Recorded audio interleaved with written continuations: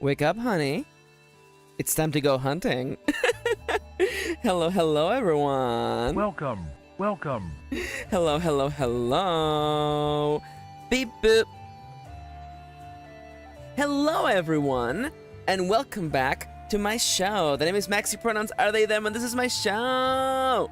Today, on the stream, I am playtesting my brand new role-playing game. Yes, we have a map now. We'll be playtesting the Monster Hunter RPG today. Hi, Chips. Hi, Rex. Welcome back. Welcome. Hello, everyone. So, I had a lovely series of meetings with Kitty over the weekend, and we have decided on making a bunch of changes. Yes, there is now health in the game. The way that I like to design games, I like to iterate very quickly. I like to get the feeling for the game and then start adding features on top. So, Kitty and I chatted for a while. I had some wild ideas, and Kitty was willing to listen. Hi, Kitty! I do want to remind you, by the way, that tomorrow's stream, I will be learning German for the first time. I will be learning German, so get excited for my first Duolingo stream.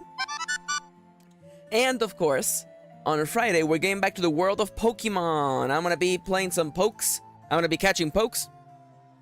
I am not going to get lost in the rock tunnel. And yeah. Oh, I forgot you were doing that? Yeah, I'm doing that. That's tomorrow. Get ready. By the way, in the original version of this thumbnail, I had the German translation of Little Turtle House repeating in the background endlessly, making it look like it was one very long German word. It was a little noisy, so I just went with German flag in the background, angry duo, and just disheveled Maxi just being very confused. But yeah, Duolingo tomorrow, Pokemon on Friday. But for today, Monster Hunter. So, I have a lot of things that I want to get out of my chest first. First and foremost, a sip of my coffee. Also, how are y'all doing today? I had a cup of coffee for lunch, and I just made myself a second cup of coffee because I want to be hydrated while I'm basically talking for the next 3 hours. The show will be going until 2 p.m. my time. You're wondering, Max, I don't know what the hell is 2 p.m. in California. Look at the top right of the screen. There's a real-time clock right there. That is my real clock time right there. So, yo, hell yeah! Chip's got a ton of dishes done. Yo, after yesterday's stream, here's what happened after yesterday's stream, okay? Oh no, Dallas! My family accidentally cooked Jamaican hot peppers and stuffed them. They quickly realized the mistake. Oh no! Oh my god. Kinda tasty though. No worries, Charlie. So here's what happened yesterday, okay? Because I did a big collab with Nomia. It was a lovely, lovely collab, but it went on very, very late, and I was very, very tired by the end of the day. So I got no sleep. So I ended up oversleeping yesterday, nearly missing the stream, and that meant that I got nothing done in the morning. So I was like, you know what, after the stream is over, I'm going super hard and getting tons of work done.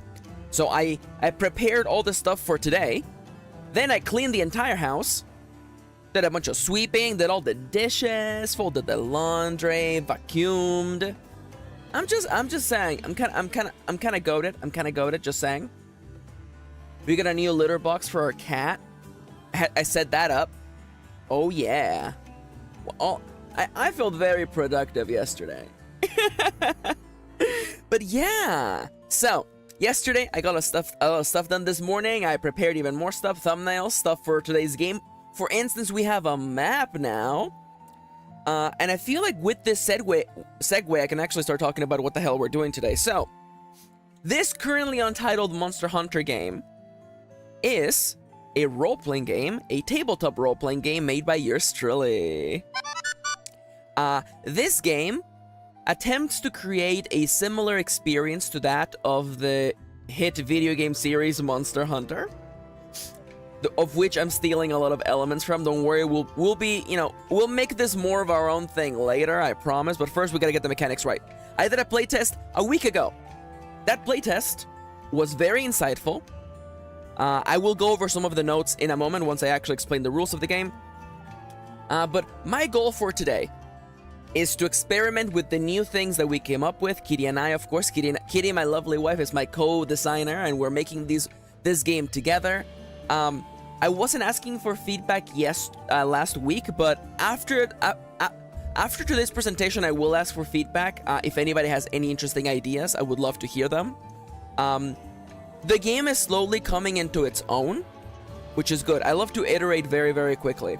That's why I'm not getting lost on coming up with random tables yet and like a specific monster creation stuff. We have 3 new monsters today, by the way. We have 3 completely new monsters we'll be fighting today. I can actually give you a hint of the first one, actually. There it is. There's the first one. Kageryu. So we'll be fighting new monsters today. And we'll be enjoying a Monster Hunter experience. Hi, Des! Welcome back. Welcome. So what is this game? If you don't know what Monster Hunter is, what is this game about? This currently untitled Monster Hunter game is all about a gameplay loop similar to Monster Hunter. You prepare for a quest, you go out and fight monsters, randomly generated monsters that you can perpetually roll monsters forever. You then return back to camp and make new gear and repeat the loop. Prepare for a hunt, hunt a monster, make new gear and weapons. Ooh! Okay, Spotify, why didn't you just loop that song, Spotify? You do this to me every time, Spotify. Nearly got me copyright claimed again. Alright. Someone out there may be thinking, Max, you shouldn't just have Spotify playing in the background. Yeah. No, this is fair. But I am a sucker for punishment, so you know what? Also, it's more work. Anyways, so gameplay loop. Never let them know your next move. It's really true, by the way. That was actually the Aquabats. I believe that is Shark Fighter by the Aquabats, by the way. If you're ever like, wow, I wonder if Max listens to everything. I do. There's a random ska song just playing in the background for a second of my video. So, this currently untitled Monster Hunter game, I have to clarify right now, and this will be literally on the first page of the book. This game is not attempting to be a one-to-one recreation of every Monster Hunter game that has existed and will ever exist. It is inspired by it. It is an approximation of what the game is like, but not exactly. We're gonna be doing some fun, crazy things, but we first have to get the mechanics down.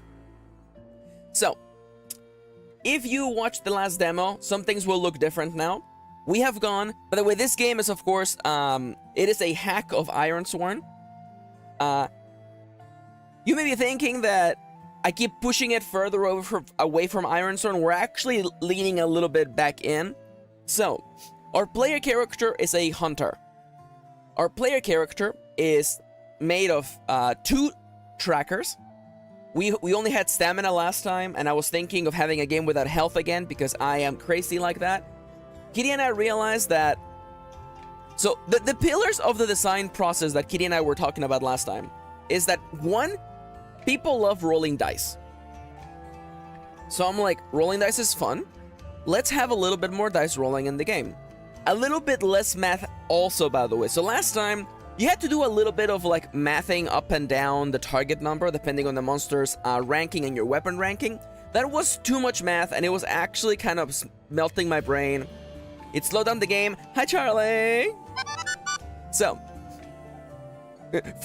Charlie wasn't here for the rules explanation last time, and we're completely confused, so I'm gonna be explaining things clearly this time. So, this game is an approximation of Monster Hunter. Your character is made out of three thirds, actually. So there's 3 aspects to your character. Your character has attributes. Yeah, you weren't there. I know. It was really funny. That clip you posted was really funny.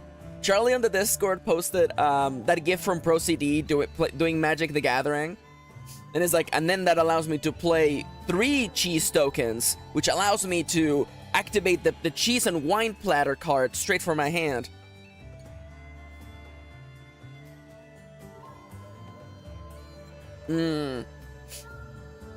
Yeah, something like that. So, your character is now, again, we're iterating a lot here, okay? And if anything, you should be happy that I'm showing you the behind the scenes. I could have just done all this playtesting off screen, but I feel like doing it publicly is also kind of fun. So, your character is made of health. Health is, as in video games, very familiar. This goes to 0, you die, you get 1 strike. We'll explain what that means in the progress menu later. The stamina is now a new mode for players to show their player expression. Last time I was playing the game, I found out that I was just doing a whole lot of hitting the monster with a hammer. And by the end of last week's 3-hour stream, I had run out of ways to describe running up to the monster and hitting it with a hammer. So I realized if I, a creative person who writes books for a living, ran out of ways of describing how to do a thing, clearly we need to fix that.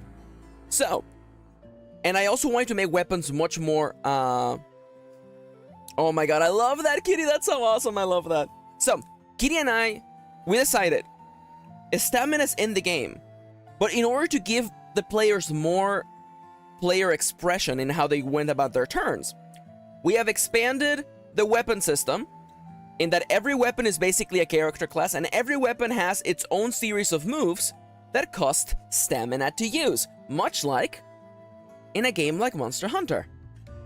And Dark Souls, really, if you think about it. So, on your turn you have 6 stamina, which you can spend to do a myriad of different abilities. We have gone from the hammer being able to stun a monster in 1 turn, which is definitely very, very broken, to now you have to actually build up that stun over time, and you have a finishing move that allows you to really cash in all that stun you put on a monster. And also, of course, defensive abilities like rolling actually take stamina. So if you decide to spend your whole turn burning out all of your stamina, there is a chance you might not have enough stamina to dodge roll, and you just get hit in the face by a monster. There we go. So, now, as Dallas pointed out earlier, the 5 attributes of Ironsworn have been done away. Kitty and I were struggling so hard to figure out how Shadow should even behave in this game. Wit wasn't as big of a problem. Heart was a bit of a problem, I'm not gonna lie. So I went back to the shop. And I thought, you know what if I went through my notes, because but before I showed you the game last week, I had gone through like 3 versions of the game in my notes. Now, the attributes of fast, heavy, and technical might be familiar to you if you have played a spin-off game by the name of Monster Hunter Stories.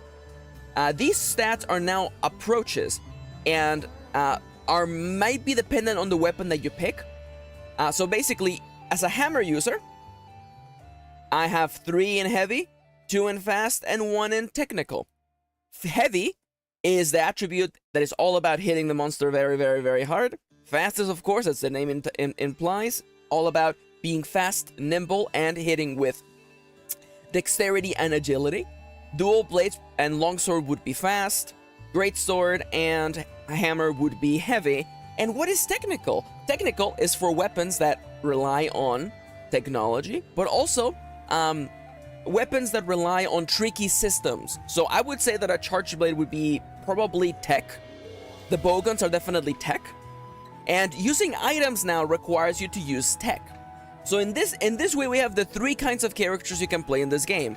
A character who's heavy and strong and can block and hits very hard. A character who's nimble, can hit 1,000 times in the blink of a second. And a character who is capable of using gadgets and tools to their advantage. So this is 1/3 of your character. Another third of your character is, of course, your weapon. Weapons now come with a set of moves that only they can use. So for instance, as a hammer, I don't really have any defensive measure other than just dodge rolling to the side, as it makes sense. A weapon like the lance or the sword and shield could have the ability to block. Of course, the specific move for blocking with the lance would be much better than blocking with, let's say, a greatsword, which I would envision as a really expensive move that doesn't really negate that much damage. And that makes sense. You know, not all weapons will be good at everything. The hammer here is really good at scoring a lot of hits, but I don't have many defensive capabilities. Now, weapons haven't changed much. Weapons themselves, you know, I begin the game with, I'm gonna start the game with an iron hammer, which is your starting equipment. It has no elemental affinity, which means that it does no elemental damage, and is basic in style. The rating remains as the same, and of course, there's one last thing of your character that has gotten a big facelift, and that is armor. Armor now can be made in one of 3 specific facets. You can make light armor, heavy armor, or technical armor. There is now basically a safe number that a monster will do an attack that you cannot do anything but just hope and pray you don't die from, and that is your safe number. Lighter armor allows you to go first in battle, but you can't gather that many items while in the field, and you of course have a very hard chance of surviving a savage attack, as we're calling them right now. Heavy armor, unfortunately, you do not go first in battle, and you don't gather as many items, but you have a higher chance of surviving an attack like that. And the last paradigm of this triangle is, of course, the technical armor that has higher carrying capacity, so you can gather more things in the field. You do not go fast, and you do not save as easily.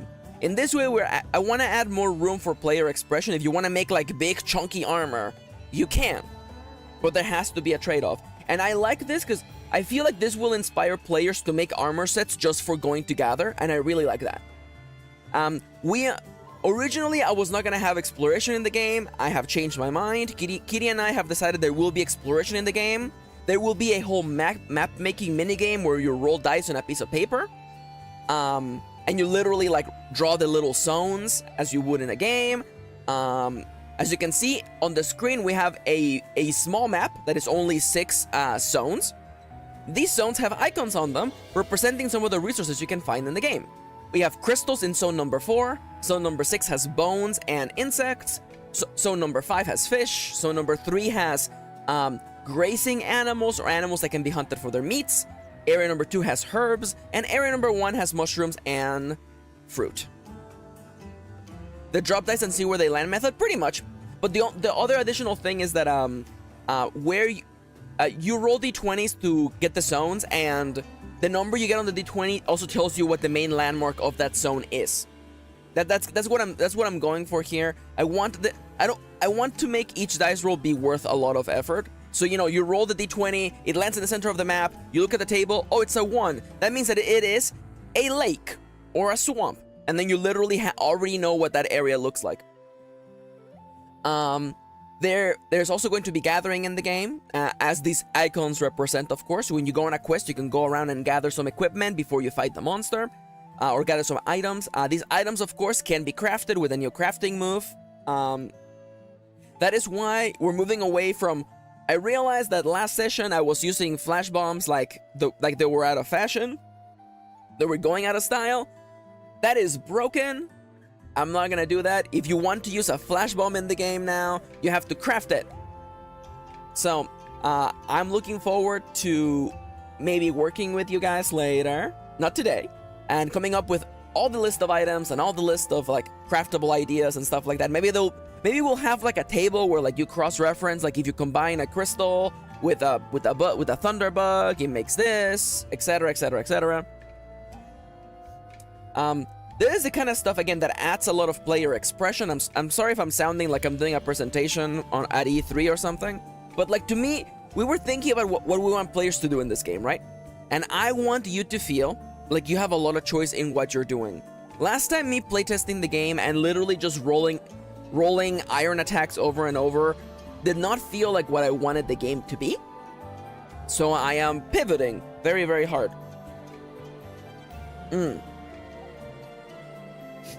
So, there's something I want to clarify right now, by the way, because I know that you look at the map and you look at things and you may be thinking that there's a lot of stuff coming today. There are a few systems that I have not actually figured out yet. I have not figured out how we're gonna deal with like monster movement and stuff like that. I'm gonna fly by the seat of my pants. My plan today is to playtest the combat. We're not gonna worry so much about like the looting tables for the map and stuff like that. I don't know if I want the game to be like Monster Hunter Rise, where you know where the monster is. I might want to do that. I kind of like that. Definitely going around looking for the monster does not seem fun to me. But you know what? It's fine. Anyways, so today's presentation will be mostly combat-centric. So a quick little overview of what combat is like. Monsters do not have health, per se. Rather, there is a progress tracker when you go on a quest or go on a hunt. And as you land hits on the monster, you fill up this bar, and after it hits a certain threshold, the monster has fallen and you're able to get gear from them. Of course, as you can tell from this red section over here, every time your character falls to 0 health, you get a strike. On the 3rd strike, the quest has become so dangerous that you are being pulled out by your handler. Hi, Ronnie. Welcome back. Welcome. So, let me just show you the monster real quick so we can go over how monsters have changed, okay? I believe I don't have the original monsters here, but that's okay. So, let's look at the first monster we'll be fighting today. So, monsters are now made. There's a really fun thing over here, by the way, that I'll explain in a moment. But, oh my god. The Boulder's Gate. Oh my god. The Boulder Gaze. The Boulder Gaze? Excuse me? Boulder Gaze confirmed? Where can I put this that it won't be in the way? I mean, I guess it'll be in the way no matter what, huh? Yeah, you know what? I'm just gonna leave you in the center for now. We'll worry about you later, okay? So, the first monster we'll be fighting. Monsters, again, I want to maintain the symmetry. Monsters still have... Oh my god, they cry... Wow, I love that, Siska. So, monsters have the same attributes you do. Monsters can attack fast, heavy, or technical. Now, what does it mean when a monster attacks? Fast attacks are really easy to imagine, of course. They charge at you, they swipe at you quickly, multiple times in a row. Heavy attacks, of course, make sense. You know, we're talking about like big slams, huge tail swipes. Technical attacks are all about flanking, using the environment, and attempting to get to one-up the hunter. I'm thinking of moves pretty much.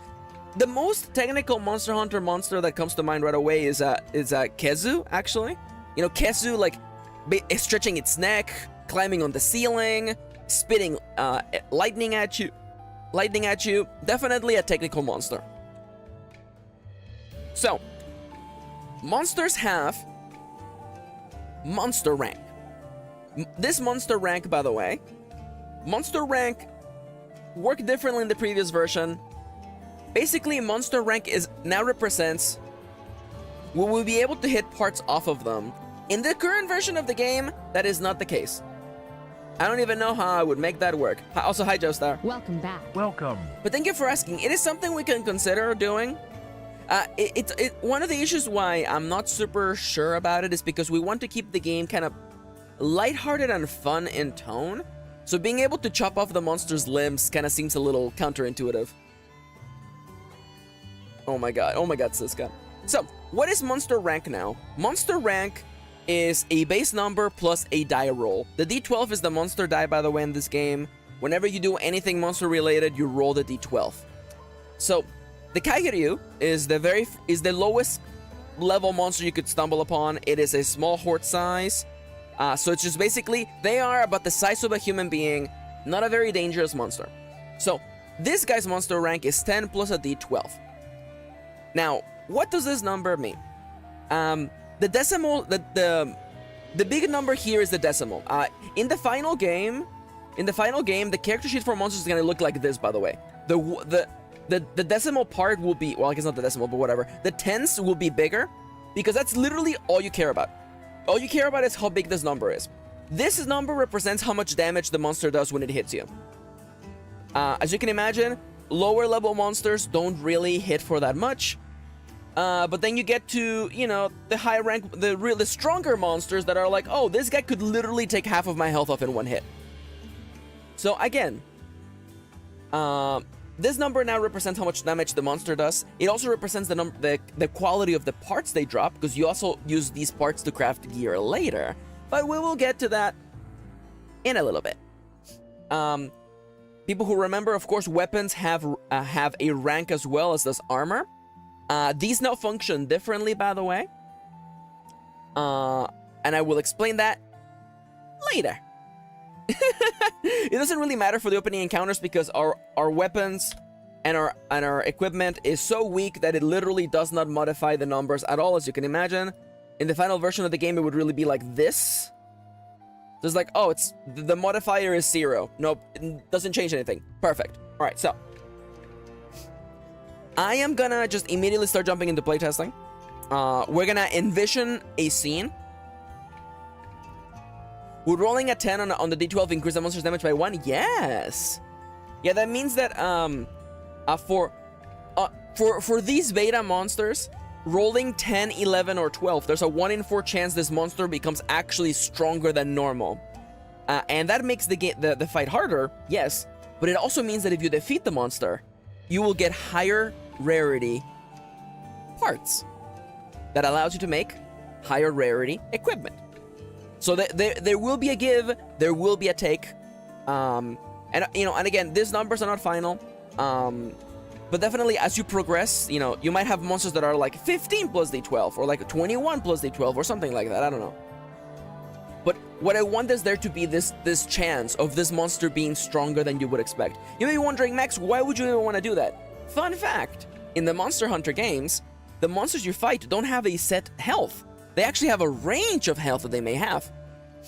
The games have always functioned this way. This is to keep repeated fights fresh, because it's not the monster's not gonna take the same number of hits every single time. Their health varies from with the difficulty of the fight. So to me, it feels very fitting to have a system where you may go out to fight a monster that you think you're prepared for and realize that you're not quite as prepared as you thought you were. So yeah, that right there is the basics of this game. Since we're kind of resetting the timeline, I'm not gonna do a bunch of role playing as we did last time, mostly because we're here to playtest. So we still have a little bit of role playing because I can't help myself. But I'm gonna start the timer, and we'll just start jumping in, okay? So I will explain the main dice mechanic in a moment, by the way.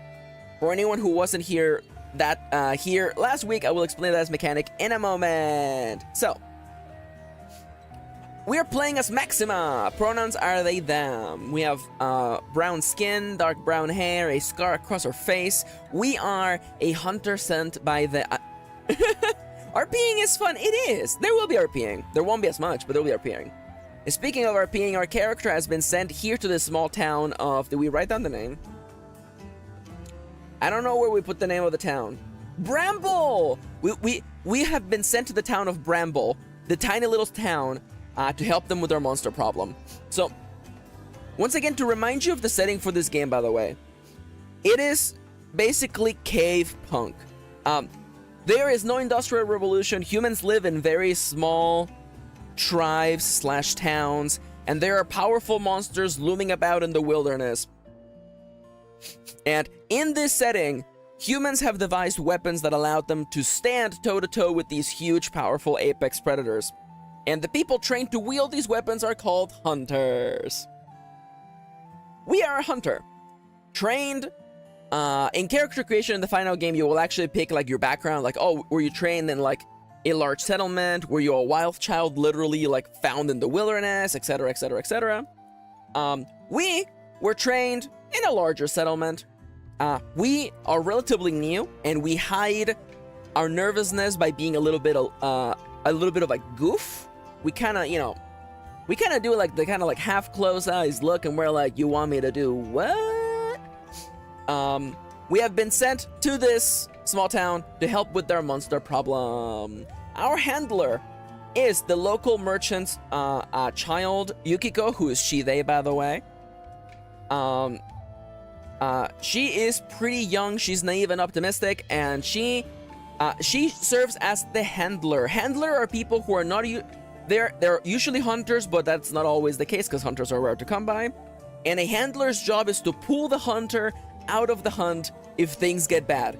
Because letting the monster get away is a better outcome than a hunter dying.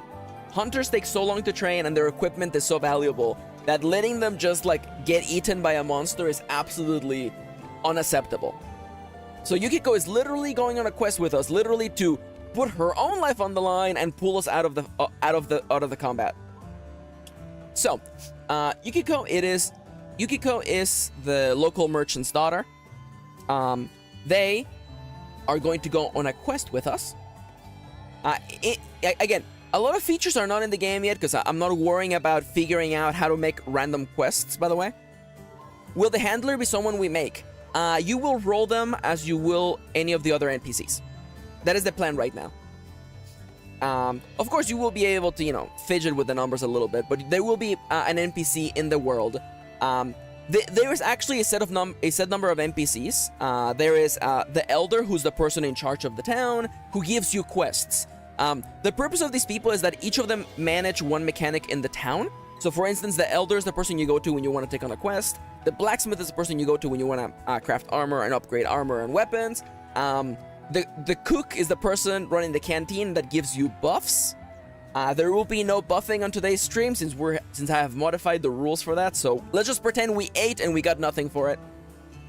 There's also the merchant, which allows you to sell items for money and purchase items for money as well. There's of course the handler, who will be another NPC on the town, and there's someone else that I'm forgetting. But nonetheless, so why does the number of NPCs matter? Is because when you make a quest, you may sometimes be asked to roll what NPC is asking for that favor. And if you do a favor for them, your relationship with them may or may not go up. So there will be a quest creation engine in the game where you roll to see what monster you're fighting, if it's a new monster, a previously fought monster, how much money you get for that quest, etc, etc, etc. How many days you have to take on that quest, stuff like that. But that is not made yet because I don't want to get lost in the weeds. We gotta figure out the combat system first. Things people are gonna spend most of the time doing in this game: fighting monsters. So let's figure that out first. So, let us do as we are. Excuse me? Kitty says my manager may have forgotten to pay us. Excuse me? Time to bring out the pitchforks? Oh my gosh. Don't you know I'm a savage? Me when I don't get paid? Oh my gosh. Don't you know I'm a savage? Kitty, Kitty, I have a question. When you say your manager, do you mean the person whose name starts with a J? Or the person whose name starts with an A? Yeah, Dallas Swords, yeah. Can I get a bunch of monhams in chat? Hamtaro would not let that happen.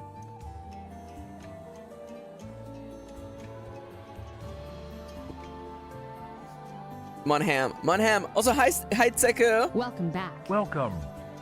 Okay, it's J? The person with letter J name messed that up? Holy crap. Also, by the way, Tseku, formal reminder, by the way, that tomorrow's stream I will be learning German, so get excited for that, by the way. Yo, you were watching Across the Spider-Verse? Hell yeah. Hell yeah. Anyways. Hell yeah. I had a lot of fun drawing angry eyebrows over Duo, by the way. Oh my god. Kitty, do you want me to send it? Do you want me to see if I can send you some money, Kitty? Okay, the camera tracking is broken while I figure out. Kitty, do you want me to... I can't believe your manager would mess that up, by the way. Holy crap. Let me see. Okay, that's not gonna work. What about this? Poor Kitty. BRB getting a phone call. Oh my gosh. Oh my gosh. Hey, anybody want to buy Kitty's lunch, by the way? If you would like to buy Kitty's lunch, top left, by the way. Anyways, that was a joke. That was a joke. Please, nobody feel pressure to actually do that. Now you're like, Max, your face tracking isn't working. Yeah, because I'm finagling with things over here, okay? I'm finagling things over here, okay? All right, I'm back to face tracking. All right, so we're gonna leave that fire to be burning over on the other side. So, let's just assume... Okay, I'm back. Oh my god, welcome back, Kitty. Oh my god. So, let's just assume we have been given a quest. I know this is an alternate timeline where we didn't actually, like, fight the boars, whatever. It's fine, don't worry about that, okay? So, we have been given a quest by the local elder to go and fight a group of creatures known as the Kageryu. The Kageryu are human-sized monsters. Their monster type... Let me read you their block, by the way. They are small of size, so they're about the size of a human being. They are winged menaces, by the way. A winged menace is a species of monster. They basically have, like, talons and or, like, reptile-like leggies and big ol' wings. They go flapping about, making a big mess. These guys are shaped like winged snakes, and they have, like, cobra-like heads. All monsters have personalities, by the way, that tells you how they attack. Dallas just donated 10 nuggies. I felt like doing this anyways. thank Consider you! it extra for RFN. Aw, thank you so much! Oh my god, thank you! Our current goal, by the way, is to open my sticker shop. Although, I'm gonna send this to Kitty, like, literally right now. BRB. My face tracking is broken. Don't worry. Hey, Kitty, Dallas just bought you lunch, by the way. All right, I'm gonna send this to Kitty. How do I send money? Send money to Kitty. I also do want stickers. Thank you. There you go. Kitty, hopefully this gets you there, by the way. There you go. There you go, Baba. There we go. Thank you, Dallas. Thank you so much. All right, where was I? So the Kageryu. Also, when you roll the monster, you roll their color and accent color, so you have an idea of what color they look like. The Kageryu are black with gray. I'm picturing, and because their personality is tactical, I'm thinking that when you kill these guys, the gear you make looks like Solid Snake's armor. That's what I'm thinking that it looks like. And their weapon trait is that they have a weapon. Their tail is a weapon. So I'm picturing that these, like, they're like very long, snake-like flying reptiles with cobra-like heads. Like, they're very, like, wide, you know what I'm saying? And their tail ends in this kind of, like, curved, kind of like maybe, like, I guess it's just called like a pseudo claw, like a prehensile claw, you know? Which they use to, you know, slash at their foes. Now, small / horde monsters actually attack in groups. So you literally, we're gonna be fighting literally, like, a group of these guys, basically. I'm realizing these monster info tables are, like, super in the way. Actually, you know what? I'm gonna just put it right here and not worry about it anymore. All right, so let me go find the little markers for us, by the way. Now, the one thing I have not figured out is whether the monsters are literally... Oh my god. Chip says, "Handler, I'm trying to gather materials, but the clap of my armor keeps alerting the monsters. Handler, my butt cheeks are clapping so loud, the monsters are spotting me." Thank you, Chips. Thank you, thank you. Any chance I have to bring up my Solid Snake impression is a good day. Handler, do you believe love can bloom on the battlefield? Alright, so... So, I'm gonna assume... the following is gonna be, like, very, very, like, fidgety. Okay, so, when we go on a hunt, you begin literally at the camp. Once at the camp, let's roll to see what the monster's actual rating is, by the way. So we're gonna roll the monster die to see. So how strong are these Kageryu? Are they average or are they stronger? They're average. Okay, they're 14. Okay. This is gonna be a 4. I'm gonna just write it down here, by the way. Quest number 1. Kageryu. Kageryu hunt. Otacon voice, "Snake, don't forget to upgrade your armor from the default. It might really help you stay alive while you're on the hunt." Thank you, Charlie. Kageryu hunt. The Kageryu has a monster rating of 14, by the way. So it's not super strong, but it is definitely, you know, it's about average. So now I am going. Another of the fun things, by the way, is that when you create a map, you either choose small, which is six zones, medium, which is 8, or large, which is 10. And that way you can always roll to see where the monster is. So I'm gonna roll a d6 to see where the monster is. The monster is currently in zone 1. God damn it. Alright, so the monster is in zone 1. Honestly, I actually kind of like knowing where the monster is. 6 feet tall and average strong. How dare you? So the monster is in zone 1. So to me, I'm gonna infer this. Can the monster flee? Yes. I didn't tell you actually. So fun fact. So previously, in the last version of the game, the monsters had an AI table, and the AI table was, I hit with this stat. We have modified that, as you can see on the screen over here. There's now a table with from 1 to 12 that defines what the monster does. On a 1, when it's the monster's turn, you actually roll their die, and you look at the table. On a 1, they actually wait and see. They do what the monsters do in Monhun, where they just stand about for a turn. On a 2, they actually move to another zone. On a 3, they attack with their lowest stats. On 4 to 5, they attack with their medium stat. On a 6 to 8, which is the most common, they attack with their highest stat. Hi, Samuel. Welcome back. Welcome. Does my hunter have a backstory? Not a super deep backstory. We were trained in a large settlement, and we hide the fact that we're really new at monster hunting by pretending to be a goof.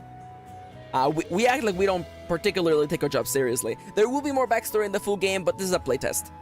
So, what else can the monster do? There's actually like specific moves that the monsters can do that affect more targets, that have special effects on them, including number 12, which is the savage attack, which you cannot just dodge roll away. That is the attack that you have to just hope you don't get hit by. That is having heavier armor allows you to more easily survive that attack. But yeah, so in this case now monsters have a lot more things they can do, including literally fleeing. Now, most monsters will have a base table, but I think for monsters that are custom made, I can even make like custom tables for them. So that when people are playing, they can have like, oh, this monster actually has specific things they do. But for now, this is the default table. So, let us begin. So, let's envision let's call these maps are hunting grounds. There are places where we go fight monsters. It is the wilderness. It is very dense and far away from civilization. Remember, monsters are so powerful and strong that they have pushed us to the boundaries of the wilderness. The hunters are the only thing keeping humanity from just fully going extinct. The ingenuity, the genius of humanity creating these powerful weapons is the only thing keeping us from just literally ceasing to exist. Monsters are inherently more powerful. That is why a hunter is very much needed in every single settlement. We have been tasked by the town elder, whose name is Parsley, who has asked us to go into the wilderness and take care of a pack of Kageryu. Kageryu, again, are winged snake monsters. Monsters in this game will be all randomly generated using random tables. It is a black and gray. Oh my god, I know, Charlie. Black and gray winged serpent thing. Oh, hello, Avloom. Welcome. Ava Bloom, welcome to the stream. Welcome back. Welcome. So we find ourselves in camp. And next to us is, of course, Yukiko, our handler. Yukiko's job is to make sure that we do not die on this mission. Hunters are very, very important.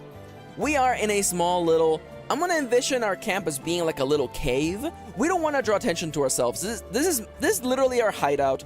From here, we can go back to town, or we can go into our mission. Unfortunately, we rolled that the monster is literally in zone 1. It is literally the path right out of the camp. So, we know this. Let's say that in the fiction, someone has scouted ahead. Maybe the handler scouted ahead. And they figured out that the Kageryu are literally hanging out in zone 1. Let's say that zone 1 is just large green hills of grass. When you actually roll your very own custom maps, you will have traits for these zones. But this is a playtest. The game is in its early days, so I'm not really stressing about making all the little things. We can make that later. So let's say Area 1 is big rolling hills. For hills and plains, you could even say. As we can see in the map, you can gather mushrooms from this area. You can also gather fruits. So I'm picturing that there's actually like large, like you know, there's megafauna, well, megaflora. There's like giant trees like overflowing with like big round human-sized like fruit, and at the foot of these trees, of course, in underneath their shade, there are wonderful bulbs of mushrooms just growing about. And as we decide to set out, literally, like we're just literally going in. I feel like as we decide to set out, what we first see, we see this large tree at top of this hill. You know, beautiful hill of green grass, and there's this large, huge, wide-ass tree, and perched on its branches is a bunch of Kageryu. Again, Kageryu are winged serpents, and let's just say, for the sake of reminding us that these are all creatures living in the ecosystem, let's say these suckers are like literally going to town on some of the tree's fruit, by the way. You know, like, there's these huge fruits, like, the size of humans, and they're just, like, chomping at them, you know? And we realize it's time to hunt. It's time to begin. Now, normally, when you enter combat, here's the way that combat works, by the way. The monster always goes first. Monsters are faster than humans. They're more powerful than humans. They always go first. If your hunter is wearing light armor, you get to go first. But in this case, we are wearing light armor, actually. Oh, we are. Look at that. We are wearing light armor. So it actually makes sense. We go in. We have a chance to catch them by surprise. And so begins the hunter's turn. In multiplayer, all hunters take the turn at the same time, by the way. You're all working together. There will be multiplayer in this game. And we might do playtesting of multiplayer at some point, but first we have to figure out the actual system. So, a hunter is made of health and stamina. Stamina is how you do actions during your turn. Each weapon type has its own list of moves and abilities you can do. So, the list of things you can do with a hammer. We have a finishing move that costs half of our stamina. We have a move that relies on our heavy stat, a move that relies on our fast stat, and that is pretty much what we have available to us at the beginning. There may be customization later, but for now, this is it. So, I'm picturing, honestly, I'm seeing all these Kageryu literally hanging on this tree, and I'm thinking, I'm gonna knock them off the tree. So I have the jump on them, I'm wearing light armor, I'm dashing towards the tree, my hammer ready, and I'm gonna do my heavy move, the skull bash, but I'm gonna actually hit the tree to knock all of those Kageryu right off. So, here is how dice rolling works in this game. So, your attributes tell you how many dice you roll for that specific roll. So, I am doing a heavy attack, I get to roll 3 dice. Now, the target number, that is the number you want to hit to succeed, is actually on the monster sheet. Kageryu are actually not very heavy monsters, or they're not very strong, physically strong monsters. They're more nimble, as you can tell from their 3. So, we just have to beat this number. If we roll more than a 1, we get a hit. And I'll explain what happens afterwards. So, the target number for the Kageryu is 1. If we can exceed the 1, we're good. Now, Dallas is gonna say in chat, so it's no longer match, it's only exceed? Yes, Dallas last week pointed out that Ironsworn users are gonna be confused by matching and exceeding, so I said, you know what? Just exceed the number. Just exceed it. That's it. Just exceed the number, okay? So, we have to beat a 1. I'm gonna roll my dice. Oh, thank God. Okay. So every die. Oh, you can't see the other dice because the monster is covering it. God damn it. Let me just put you over here for a second. You did read me perfectly. Yeah, I mean, like, honestly, you made a good point last week. You really made a good point. That's why I appreciate the feedback. I really do.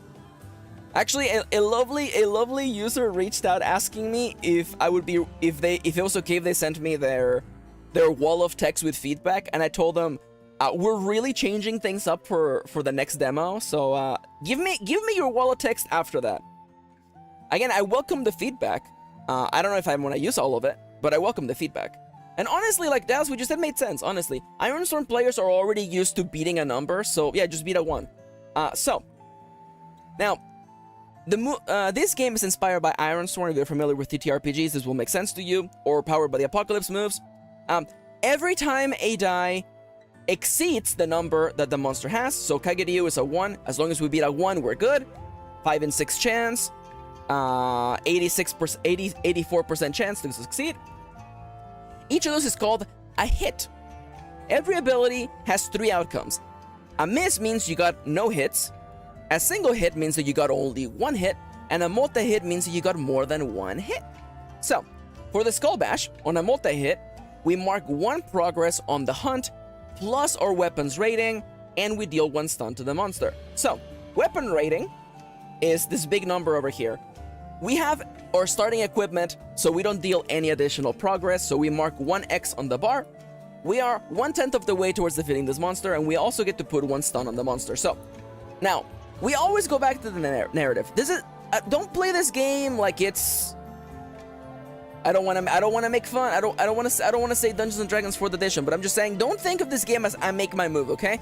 Picture the narrative around you, okay? Hi, DB. Welcome back. Welcome. The playtest is going. Hi.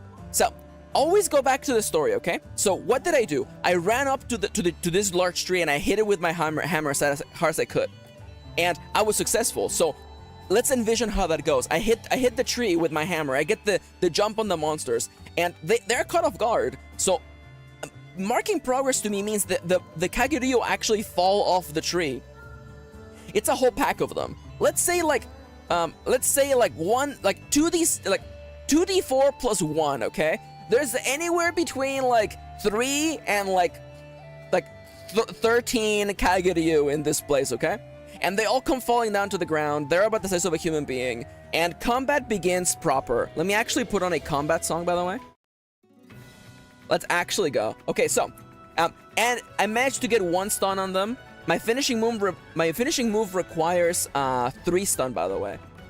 And I've spent 2 stamina, by the way. So I have 4 stamina left on my turn.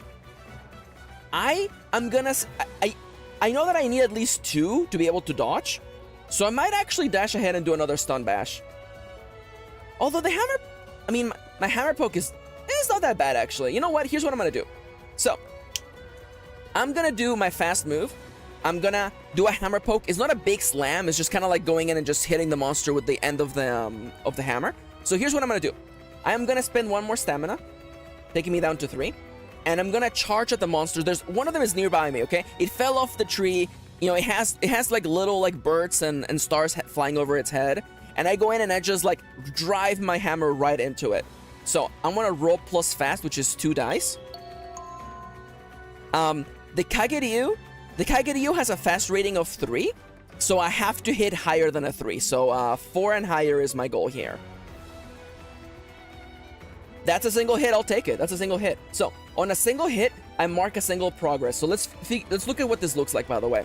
So, like, very simply, this Kaguryu, this like winged serpent, falls down, and before he has a chance to get up, I dash in, and with the momentum of my body pushing me forward, because this hammer is heavy, I just drive the flat of the hammer right into the monster's face. Boom.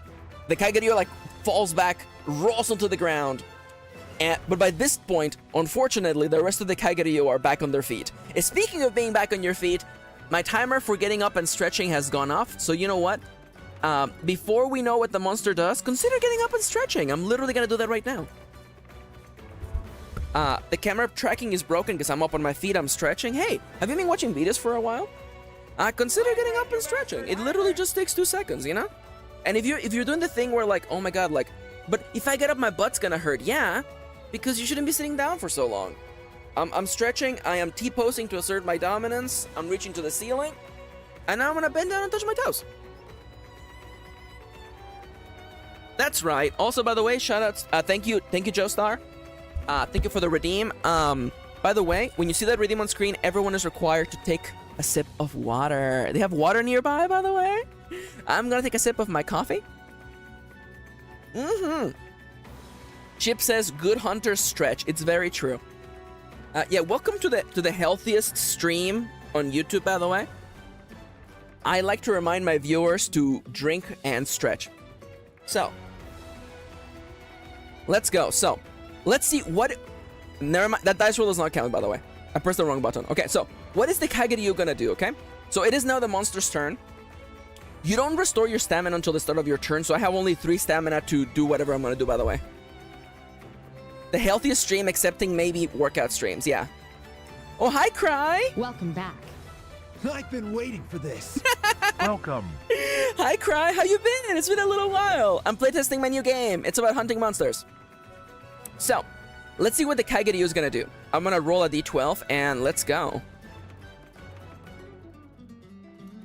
11? God damn it. Okay, so this is one of the special attacks, by the way.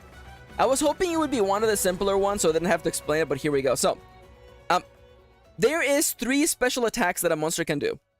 Well, there's really 4, but whatever, it's fine. Don't worry about it, okay? Who's keeping count? Not me. I'm just a designer of this game. So, they do a grab or a pin down. They're attacking with great force, by the way. At least it's heavy. At least it's a heavy attack. It's true. So they do a heavy test against one target, and they do a certain amount of damage based on the failure state. So let's picture the Kaigaryu, thankfully, are not very strong. So I should be able to win. You know, I have an 84% chance to succeed. So I have to defend. Oh, actually, this is a heavy test. Yeah. So it's my heavy versus their heavy. Okay. So in that case, let's first envision what happens. So the Kaigaryu are trying to pin me down. They're trying to hold me down. So I immediately envision that 3 or 4 of them fly towards me. Oh my god, Cryptid, I love that! Went to an anime convention? Hell yeah, I love that. So, okay. The Kaigaryu, these winged black serpents, like jump on me, and I picture them using their talons. They're trying to hold me down on the ground, so that a couple of them, they can swipe at me with their like taloned tails. And it is time now for the test. It is my strength versus their strength. So I have to clear this. I roll 3 dice. I'm actually relatively strong, thankfully. So I have to beat a 1. It is literally a 1 in 36. It is a 1 in a lot of numbers that I fail this outright. Wow, thanks for nothing. Okay, so the test is, I got a multi-hit, by the way. So let's do the rest of the rules, by the way. So on a multi-hit, I lose health equal to half of the monster's tech. Wait, half of the monster's heavy rounded up. Double if the target had no stamina. Don't worry, I saved stamina just for this reason. So I take one damage, but I can lower 1 for each hit after the first one. Okay, I choose to take no damage because I'm not a dummy. So let's envision what this looks like, by the way. The Kaigaryu try to pin me down. They are relatively light buddies. They're not, and I can see one of them wants to like go for my neck or something like that. What happens if your health reaches 0, asks DB? You mark a strike on this table over here. On the 3rd strike, and you go back to 6 health. You envision your character getting a second wind. If you ever get the 3rd time, your handler pulls you out because it's too dangerous. This is, of course, simulating the Monster Hunter experience that you get to cart 3 times. And because of... Listen, I didn't explain this, I'm gonna say it right now. Imagine freeze frame, okay? There's a Kaigaryu about to go for my neck, by the way. Freeze frame, as I'm explaining this. One of the pillars of this game is fast, flavorful narrative combat with a lot of player choice and agency. I don't want you to spend 3 hours... I want to fail safe because wait, okay, one thing at a time. I want combat to be quick. That's why there's a chance that a monster can just kill you from full health if you roll very, very badly. And I'm okay with that. I would rather the fight ended fast than drag on and was a success. To me, I want you to win quickly or die quickly. That is what I want. I don't want to waste the player's time. Now, as a failsafe, during the world creation, much like in Ironsworn, you will get to pick. You will get to pick what you want the setting to be. If you want the setting to be dark and grim and monsters literally eat people, you can do that. The default setting is big, playful, kind of goofy, basically Monster Hunter. That is the default setting. So because of that, I have the failsafe that, no matter what setting you're playing, you're gonna get pulled out no matter what. Mostly because player death is only interesting if it's, inherently meaningful. And for this game about fighting monsters. Come on, I don't want you to stop having fun. Thank you, Kitty. Yo, that's quote 450? I want you to win quick or die quick. Honestly, quote me on that. So, once again, on freeze frame, the Kageryu is about to go for my neck. I literally just punch it in the face. And I swipe my fist, knocking the one Kageryu off my shoulder. I grab my hammer, I hit it with the butt of the handle. Boom. All 3 Kageryu are off my face. Hi, Pixel. Welcome back. Welcome. Hello, hello. I'm fighting flying snakes. So that is the monster's turn. Comes back to me. I'm back at 6 stamina. It is my turn. What are we gonna do? Honestly, to me, I don't have any items on me. I have no plan to flee or move, by the way. Yo, classic quote, Charlie. Gender is made up and the points don't matter. Alright, so, honestly, now, I'm not gonna break down why these moves are, like, meaningfully different. I'm not gonna worry about that, by the way.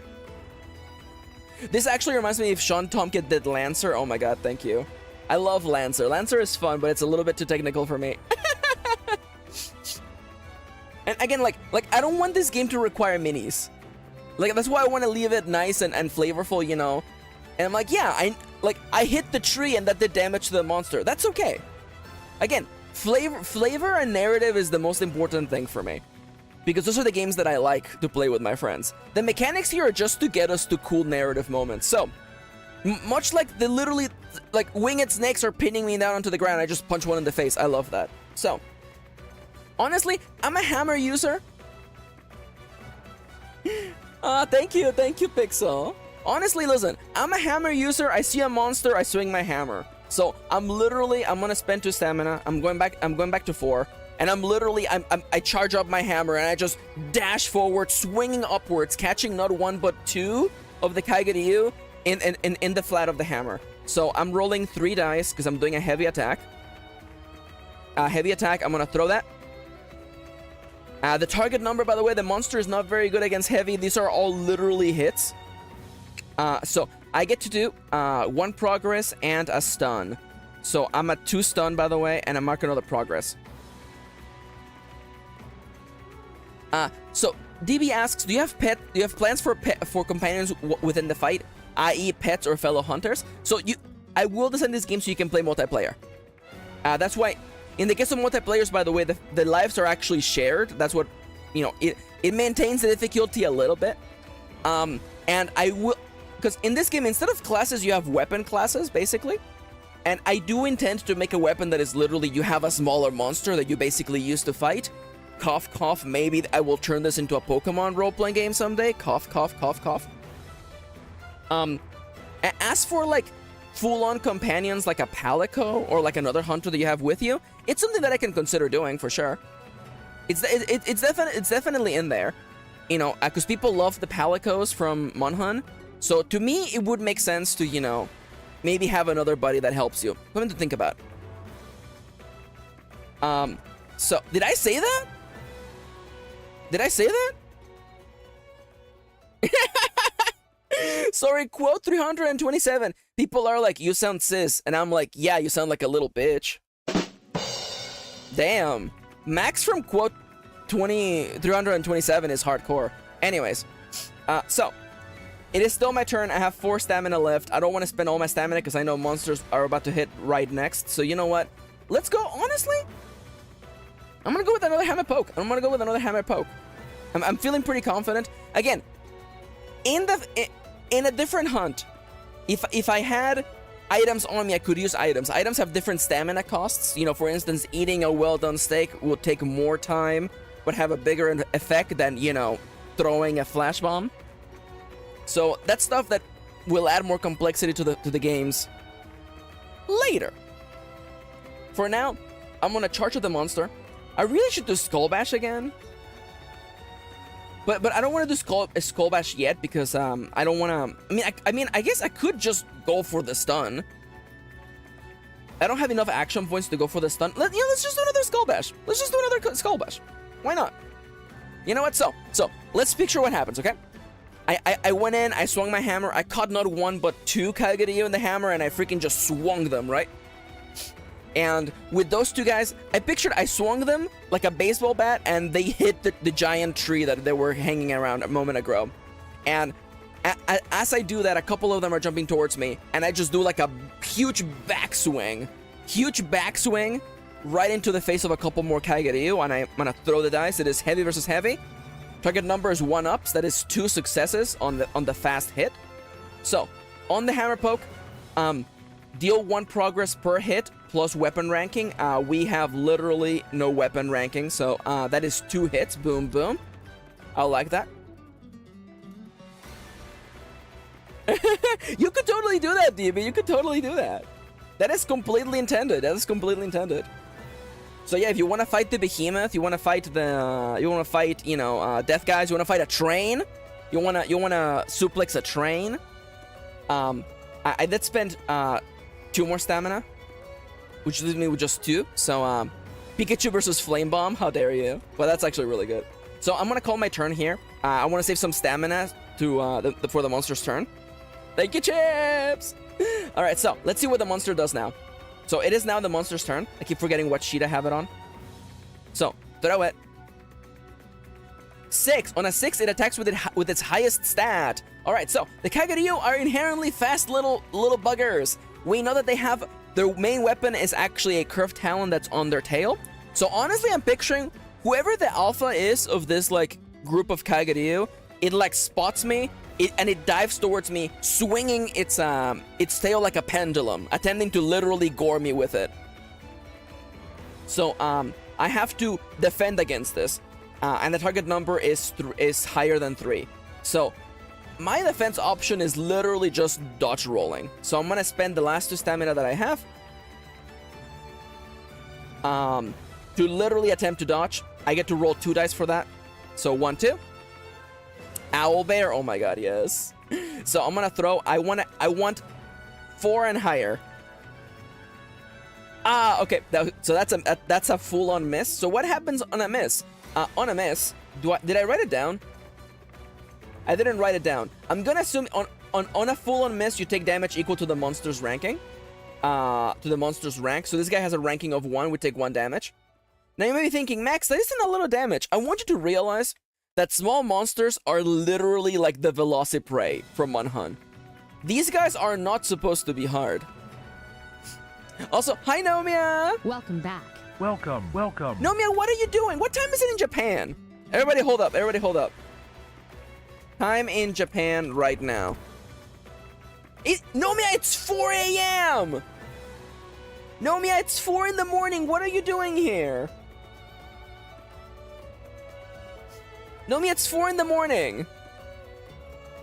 You're not in Japan yet? Are you on the plane? Nomia, wake up. You're still on the plane? Early to rise, early to hunt. It's so true. It's so true. Layover in Kirin's baby. I don't know where Kirin's is. So let me quickly, by the way. Oh my god. Ohio. Ohio dojimashita? That's za? Za? Gozaimasu? Gozaimasu! Ohio gozaimasu! Yeah, thank you. I know how to read. I know how to read hiragana. Safe travels, Nomi! Oh my god, y'all don't even know. Y'all don't even know. Nomia messaged me on Discord that they had saved the video of me pretending to be them yesterday, and they were gonna watch it on the plane. Isn't that gay? I love you, Nomia. I'm putting you on blast because I love you. Alright, so the monsters came at me with incredible speed. And I was not able to stop them. So let's literally picture what happens now. So the leader of this group of Kaigaryu, these black winged snakes, literally like swipes at me with its tail, and the talon at the end of the snail, like a scimitar tail. And I'm literally picturing it. I don't think, you know, it's full on cutting me in half, clearly not. But I definitely, there's sparks as the blade of that tail hits against the metal parts of my leather armor.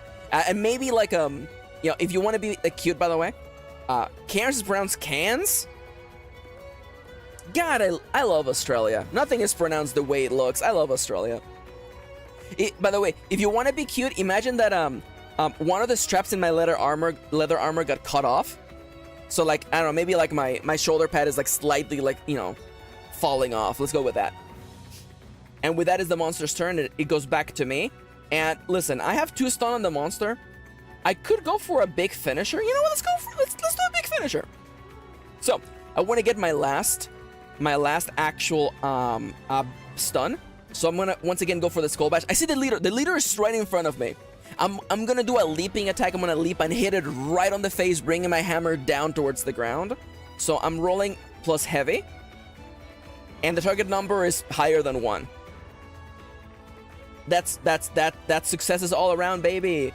1 progress plus weapon ranking, and I stun the monster. The monster now has 3 stuns. I can do my finisher for the cost of 3 stamina. So I'm gonna do it. Let me show you what the finisher move is. You remove 3 stun from the monster, and then you skull bash, but you roll double the number of dice. So, what does this look like, by the way? So, again, I brought my hammer down with the monster and literally, like, buried its head in the ground. And as I'm seeing, you know, several of the Kaiguryu are, like, jumping to the aid of their leader, I charge up my hammer, and I'm gonna do a big white swing. I'm gonna catch literally, like, half a dozen of them in 1 hit. And I'm gonna just home run them, like, hit them, like, out of the park. You know, I'm doing the Babe Ruth, just, like, calling to the stands. So, I remove the stun. I have an opportunity. So I'm gonna do the move Skull Bash again. But I roll double the dice that I normally would, so I get to roll 6 dice instead. And again, the target number is higher than 1, so let's go. 1, 2, 3, 4. That's it, baby!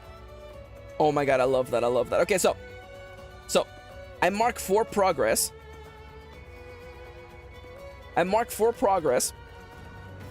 And at turn progress, the monster falls, by the way. So let me just first and foremost, really quickly, do this. Nope, I meant to do this.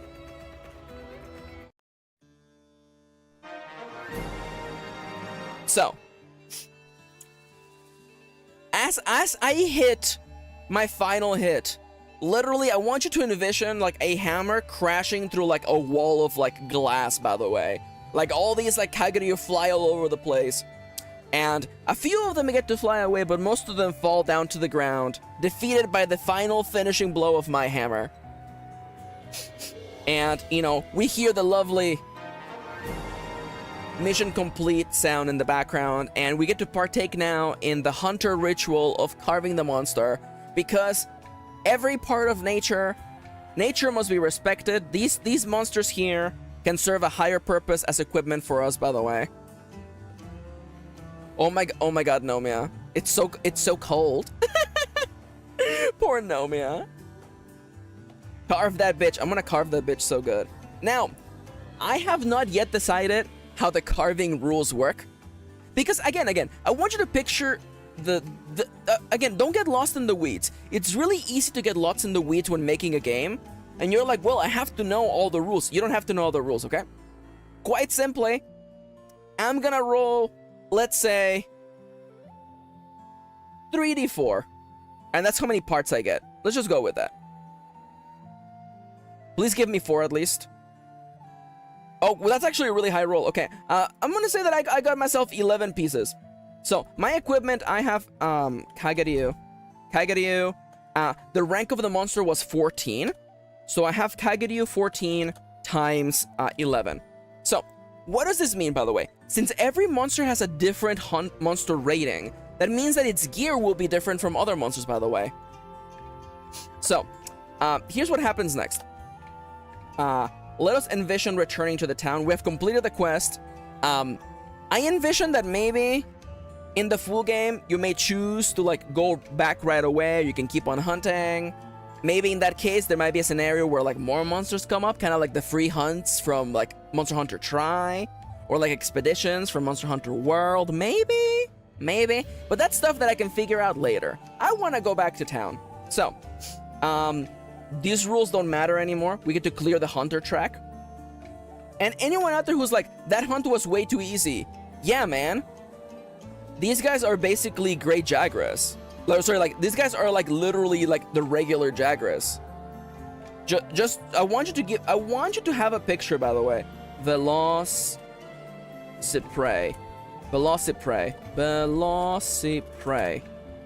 I want you to understand the thing that we hunted versus the thing that we're gonna hunt next, by the way. Where the hell is the velocity? Where the hell is your? There's the Velocidrome. Okay, there we go. Oh, there's a picture that has all of them. Perfect. I love that. Okay, so. All right, so let me actually unhide the screen. So, you see this screen here, by the way? The Kageryu are literally the little guys. The Kageryu are literally the little guys. These are the first guys you fight in every Monster Hunter game.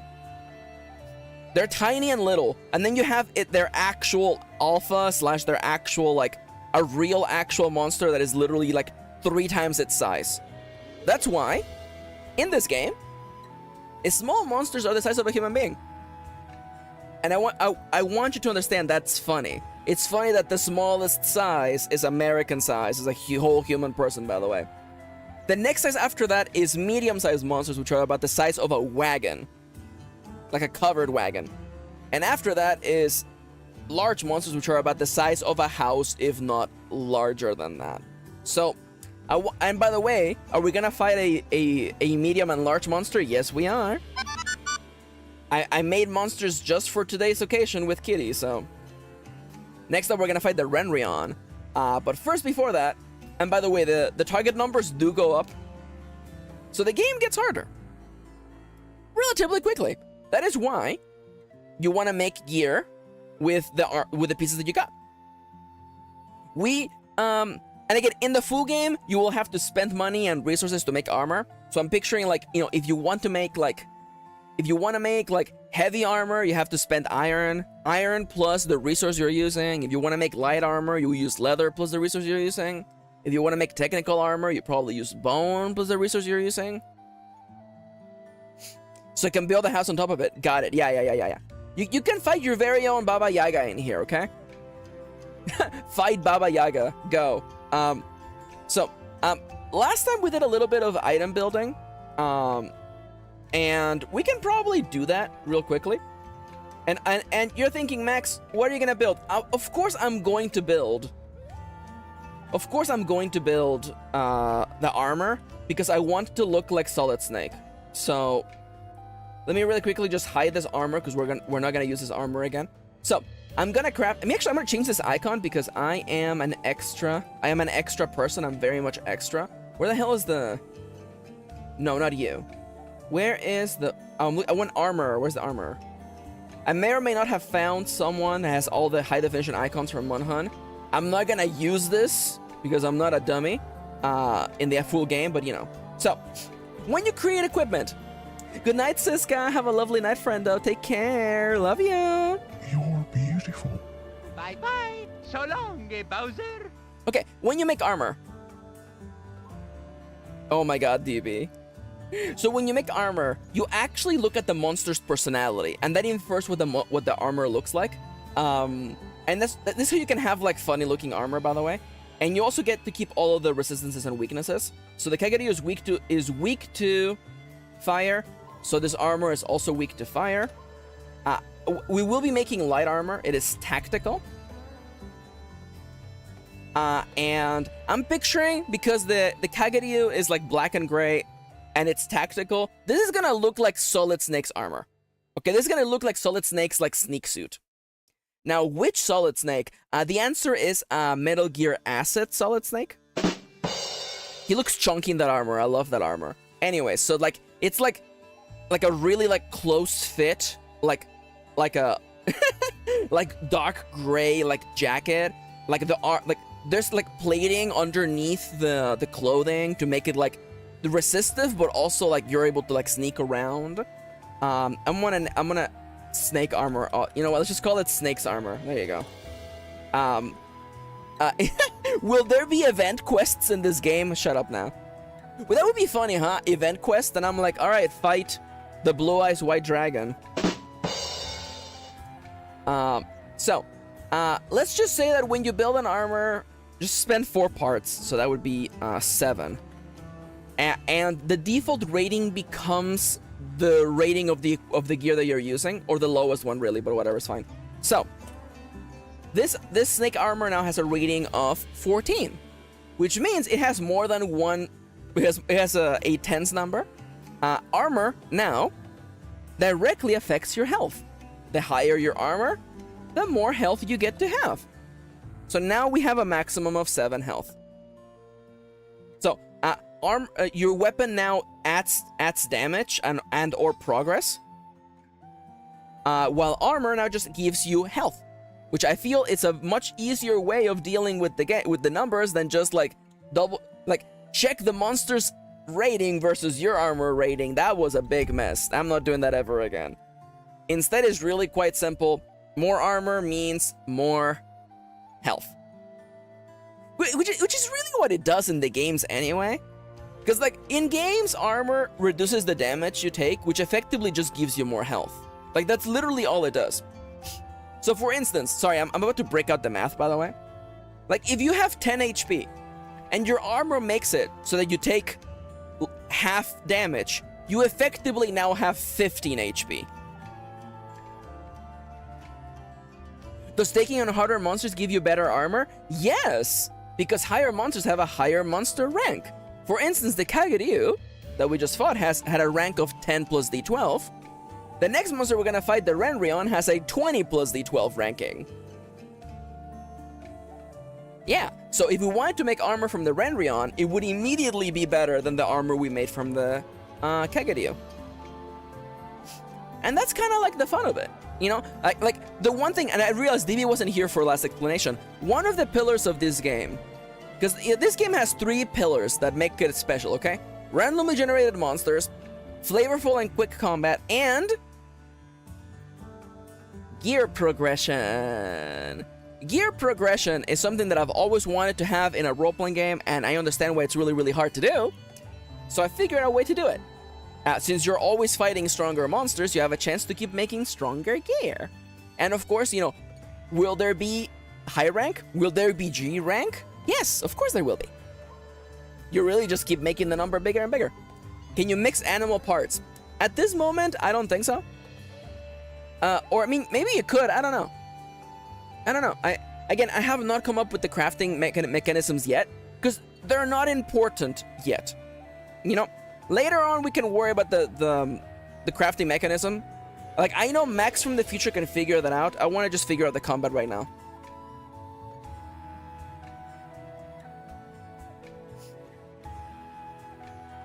I know you don't want it to be exactly like MH, but how similar are stats to MH? Well, the thing is that, like, in monhun, you really only have, like, health, stamina, armor, attack, affinity. That's it. And like those stats are fine for a video game that has a computer to do all the mathematics for you. But I had to like narrow things down. I had to narrow things down a little bit. You know, like I am not touching. Are they similar to Iron Valley? The attributes in this particular case. So here's something that I'm gonna put my foot down, and I'm sorry. This is not going to be a game where you roll to be charismatic. You're a hunter. You have been trained to hunt monsters, and humans live in small communities where everyone actually wants to help one another. There is literally very little reason for humans to like betray one another or like screw each other over. Humans are like actually working together. I know it sounds strange. I know it sounds strange and impossible to believe so, but humans are actually working together. So I don't feel that there is the need to have a social stat. If you want to know how a character reacts, just ask the Oracle. So they're not similar to Iron Valley because all the stats in this game are they're combat focused. How fast do you attack, how heavy do you attack, or how technical your moves are. That's literally the 3 attributes your character has. Dallas says no frame data. No frame data, I'm afraid. Do you have any idea how hard it was to not name the damage that you do motion values? Do you have any idea how hard it is for me to not call them that? Fun fact, in Monster Hunter, the weapons you use don't deal damage. They actually deal a stat called motion value. And it's a really old like Monster Hunter thing. It's still in the data as such, by the way. Like, this move deals this much motion value. And I thought of referencing that, but it's a joke literally for me and like another person. So, you know. Is it momentum based? I believe that is the original implication in the original Monster Hunter and the design afterwards, that the damage that you do is based on the momentum of the weapon. But I'm not really gonna deal into that. The same way that I'm not worrying about affinity. I actually didn't talk about exploding dice, but we'll get there. Alright. So, we arrive back to town. We arrive...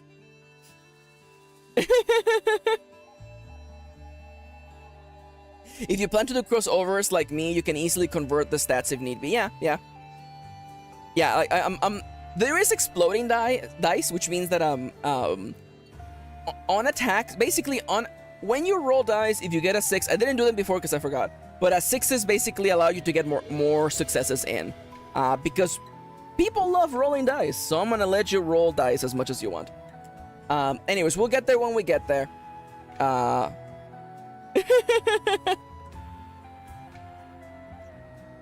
Oh, you did tell me, Nomia.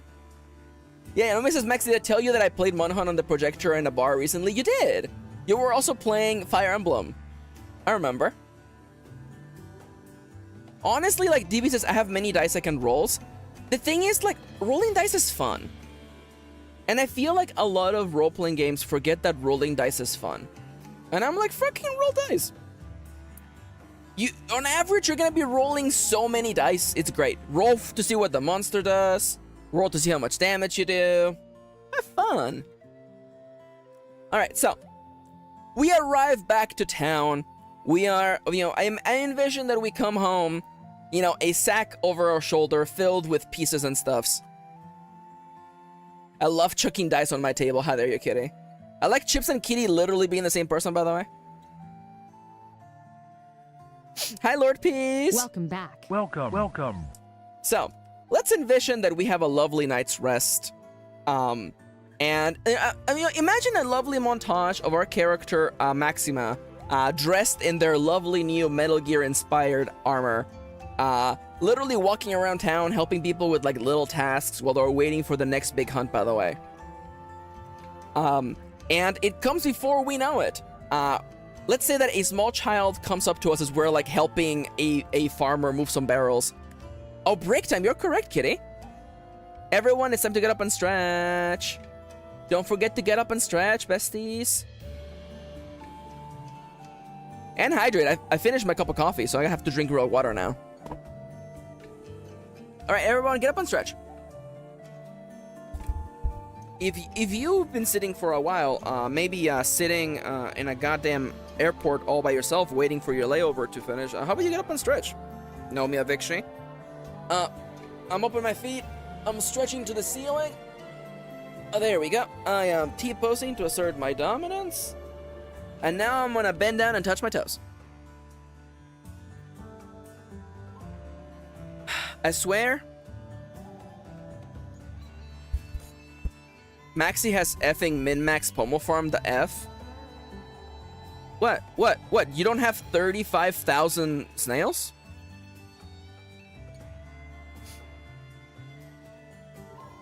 No stretching, I just sat down with a cheese plate. Yo, cheese plate? Cheese. That's a dumb thing to say, Max. I was gonna be like... Chips, quote 228, all hamsters go to hell, excuse me?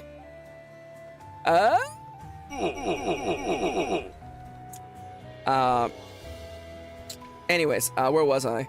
I was gonna say something. Okay, yeah. So I am helping a farmer literally move some barrels when a child comes over and says like you have to go see the town elder. So that's where Hamtaro got the sword. It makes sense actually. yeah, Lord Peace, you got an interesting quote. It's extra funny because Kendra's ace, which is really funny. Oh my god, DB, that is so true. And Oh yeah, Nomia, we have a new emote, by the way. We have Monham now. We have Monham, which is just Hamtaro wielding a giant sword. The elder named Parsley literally tells us that there's been a spotting of a large monster, or it's a medium-sized monster, but whatever, it's fine. This huge amphibious monster looks kind of like a large, like imagine a dart frog. It's like blue and vibrant red, but it's the size of a wagon. It's very big, and this MFer is called the Renrion, and this Renrion has a hide. Am I back? Huh? Hello? What was that? YouTube! I'm in the middle of talking. Okay, am I back? I'm back, huh? Hello. I don't know how much. That was so funny. That was so funny. We're so back. Oh my god. Welcome back, players. So as I was saying, sewing scoobs. I got stuck in a loop there. It full-on said stream offline? What? YouTube just said nah? Okay, hold up. Give me a minute. YouTube, what the hell is your problem? I'm streaming. Yeah. Everything looks good on my end. YouTube is just like a funny gal, okay? YouTube is just a funny gal, okay? Alright, let me actually move both of these markers off of the map, by the way. Alright, so. A giant, imagine a dart frog, okay? It's blue and red, but it's the size of a wagon, okay? This huge monster is called the Renrion. It's called the Renrion, and it has been spotted near the hunting grounds, and it's causing a big ol' mess. This guy means big trouble. It's actually a pretty hard monster. So, we have been tasked with going out there and messing up its day. Messing up its day. Nomi says, I'll be real, I have no concept of how big a wagon is. Nomia, how dare you? You know what? Think of it. How about it? It's the size of a van. It's the size of a van.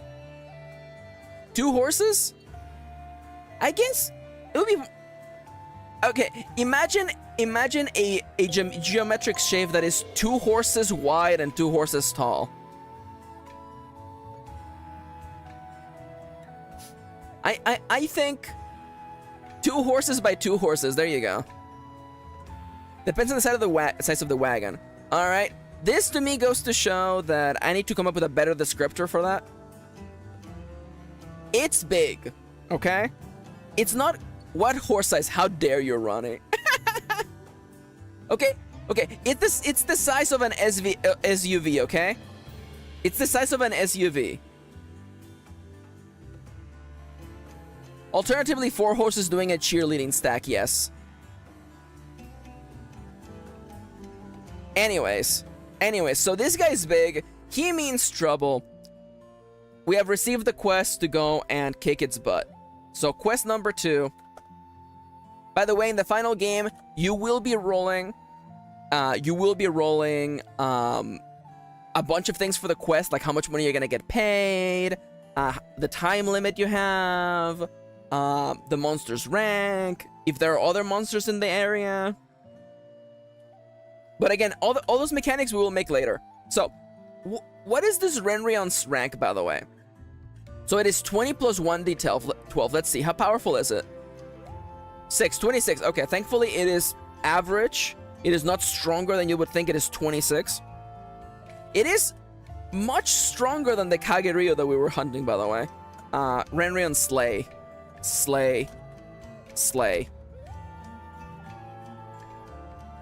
Oh my god. Okay, so our mission is to slay the Renrion.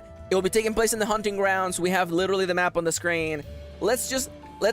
In the final game, there will be a canteen you go to get buffs and stuff that can actually buff your stats and give you more stamina or more health. I mean, okay, let me just roll and see what we get. 8. Temporary plus 1 advantage. No, that mechanic doesn't exist anymore.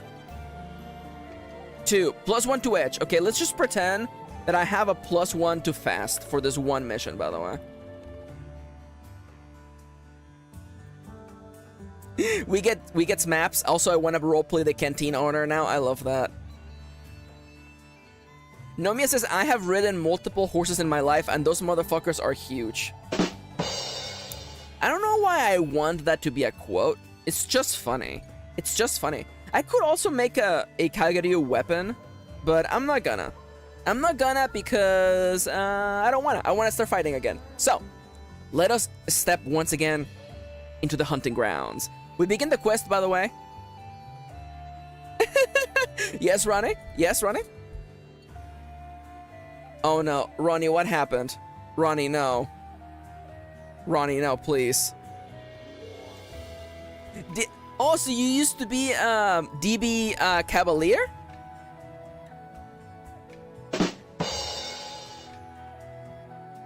Come on, that's a really funny joke.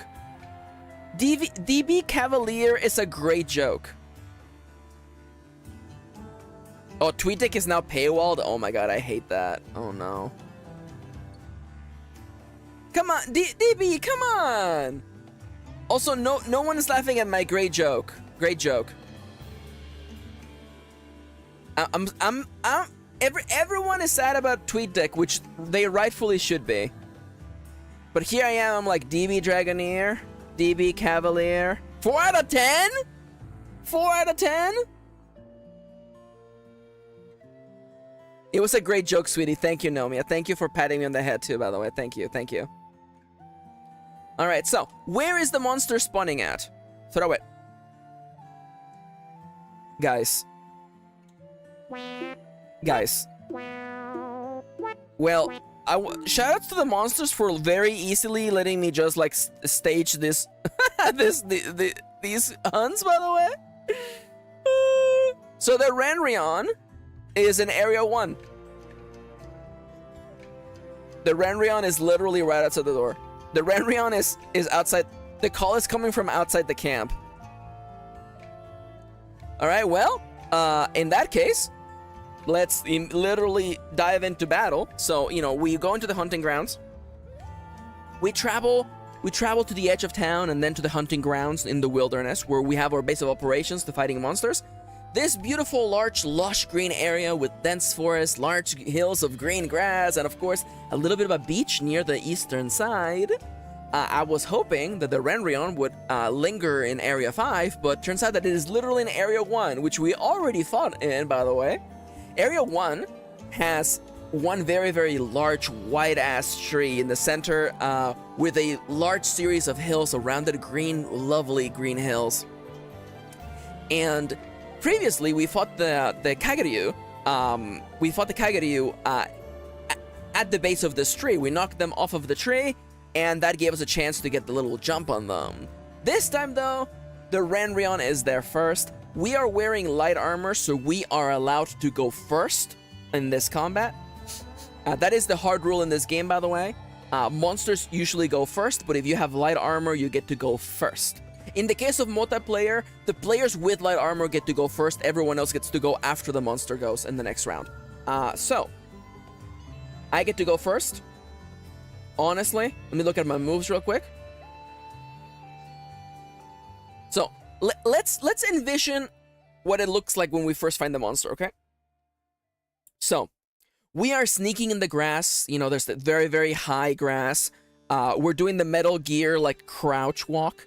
And literally, the personality, by the way, how many armor tiers are there? There's light, heavy, and technical armor. Heavy armor gives you a better save roll. Technical armor lets you carry more items with you when you go gathering. No worries, kitty. Take care. Love you. Okay, so, the Renrion, let me go find its personality, by the way. The Renrion, by the way, I haven't not told you, that my hot take is that I think you should smack the monster with the hammer, says Nomiya. Thank you. So, the Renrion actually has a toxic affinity. It is weak to dragon and it resists toxic. It is blue and red. It is a medium-sized monster of the amphibian species, so it is like a giant-ass frog. The Renrion is usually spotted near Area 5. when the tide is high. But this MFer has decided to literally prance really, really close to the town. That's why it's about to get destroyed. Hi, Sufufu. Welcome back. Welcome, welcome. Hi, I'm playtesting my new game. And the Renrir's personality is cautious, by the way. It is a cautious monster. So I'm picturing like a very large frog. I'm actually thinking it has like big old eyes that it chameleons, looks in opposite directions at once, looking for possible targets. And I'm picturing it literally like hanging near the tree, hiding in the shadow of the tree, looking for any potential targets. Its trait is that it uses its tongue as a weapon, by the way. So I'm picturing like a bludgeoning weapon, like a really, really like big ol' like tongue ball that it swings around. So that is the Renrion. It is big, it is blue. It has big like red splotches on it. And it is literally hanging out near the tree. We have the jump on it, and I'm gonna channel my good friend Nomia, and I think I'm gonna literally go and hit it with the hammer. But I'm actually, normally I would do Skull Bash, but because I ate, and I have a bonus to speed, or fast, I'm actually gonna go for a small poke, since it's actually a really, really cheap investment, by the way. So I'm gonna spend 1 stamina to hit it with a poke. I roll 3 dice. And the target number, by the way, oh, the monster is really fast. I forgot about that. The target number, I have to beat a 3, by the way, to hit the monster, by the way. So let's try that. I am gonna roll 3 dice against the monster. That is a single success. Oh my god. So on a single success, I mark 1 progress. I'll take it. I'll take it. Have you playtested any other weapons yet? Says DB. No. Because I want to nail down the general flow of gameplay before I start worrying about, like, you know, file charges and bowgun ammunition and stuff like that. But we will. And again, the one thing that I really like about this game format is that I can continue, like, I can update more weapons and monsters and items later, you know? I can release a beta version of the game with, like, 5 weapon types. I can release like 5, like, you know, there's 5 weapons at the beginning, and then like literally like, hey guys, new update just dropped. You can now wield blank weapon. Blank weapon that is definitely not a weapon from Bloodborne. I'm looking at the trick weapons and I'm like, those can definitely show up in this game. A cane, a splat books, pretty much, yeah. Yo, it's a cane that turns into a whip. A cane whip. A sword whip? There will definitely be a sword that is a whip. Mark your books. Get me a cane sword. You will have your cane sword. So, what does this look like? We get the jump on the monster. It is not a super good hit, but we do get to hit it. So, I'm envisioning that the Renrion, this big old frog, by the way. Oh my god, Chips. Chip says, formal request for a weapon that lets you go flying across the field. A weapon that may or may not involve a big shield and a spear/lance that looks like a gun and fires bullets like a gun. And maybe you can use it to propulse yourself towards the monster before slamming it on their face. Also, Max, can you have a weapon that has a sexy reload animation? Very original idea from Chips, for sure. So, the Renrion is literally... Nomia asks, do you have a cane sword, Maxi? You seem like you would own a cane sword. No. I do own a katana. I bought it when I was like 19. No, I don't have a cane sword. Although I did also buy like a Chinese style sword for no reason one time when I went to Los Angeles. So, you know. Yeah, I own 2 swords, yeah. Kitty owns a cane. Of course, yeah, of course I have a katana. Yeah, of course I do. Who do you think I am? I also had anime scroll posters, but you know, I grew up. But now I'm married.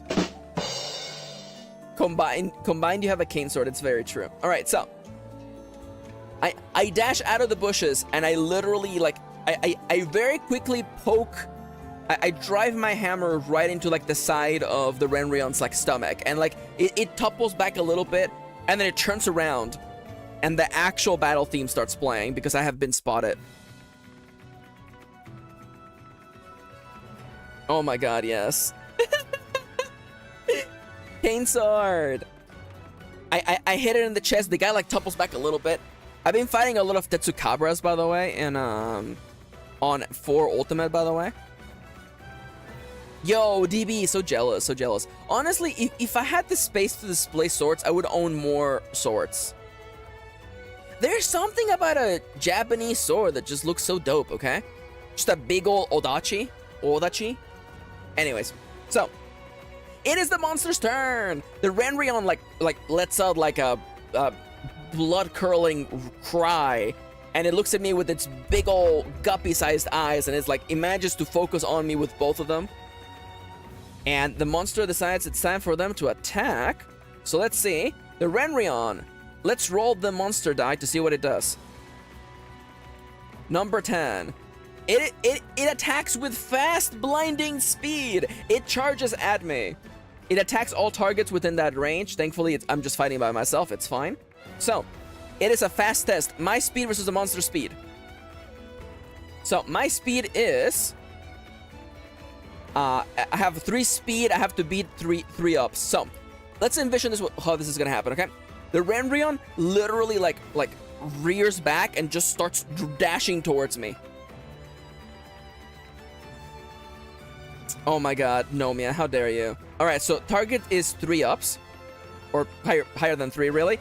That is a full-on miss. Oh my god. You can't see because of the, You know what, I can just take this off. I'm not gonna move anywhere. So I was looking for higher than 3. I got no higher than 3. That is a miss. On a miss, I lose health equal to the monster's fast. That's right. Some of the monster's moves actually deal damage equal to their attributes rather than their rank. So those moves are actually more dangerous. So I lose 3 health in one go. So what does that look like, by the way? So I think that I have the chance to like sidestep the monster, and it just almost like right through me. Like, I want you to envision that like I get caught on the monster's face, and like it literally like keeps going until it stops, and I fly back. I roll on the hills of grass backwards, and I end up like landing on my back. There may or may not have been a momentary little bird flying around my dizzy face, but then I get up back to my feet. Is the monster sticky? The monster is not sticky. I realized also, by the way, that I finished my turn before I could actually... I should have done more moves in my turn, by the way, but that's fine. It's fine. It's fine. So, back to my turn. The monster acts, I act, you know how it is. So, I'm thinking it's time for a good old Skull Bash, honestly. The monster is really fast. I have to hit it with my better stats. So, I am going to dash forward towards the monster and just hit it right on the big old smile of it, you know? You know, like, it's got that big old frog mouth, and I can see, like, its tongue kind of, like, getting ready to, like, swipe at me. I just dash forward fearlessly, and I hit it right on its face. So I'm gonna spend 2 stamina. Poison Skin will be a cool feature for sure, yeah? Yeah. And again, this monster can use Toxic, by the way. Okay, so now I want everyone to know. I meant to clear up the roll, but I was gonna roll 3 dice anyway, and my target number is 2. So I'm just gonna take this roll because we don't have time to keep rolling dice. So that is 3 hits, by the way. On a multi-hit, I deal 1 progress plus weapon ranking and 1 stun to the monster. My weapon is still very, very bad, unranked even, but the monster has 1 stun. So what does it look like? Very easily and with no fear, I just dash forward and I just slam the monster right in its face. And we have like the anime moment. We have like the hit stop that you see in like fighting games where like the monster's like body stops in midair, like it flashes white and then like it falls down. It looks up at me, like a portion of its frog-like skin like readjusting itself from the point of impact, like it's like puffing out. And Now, I'm thinking, a part of me is like, maybe every time the hunters take action, the monster moves.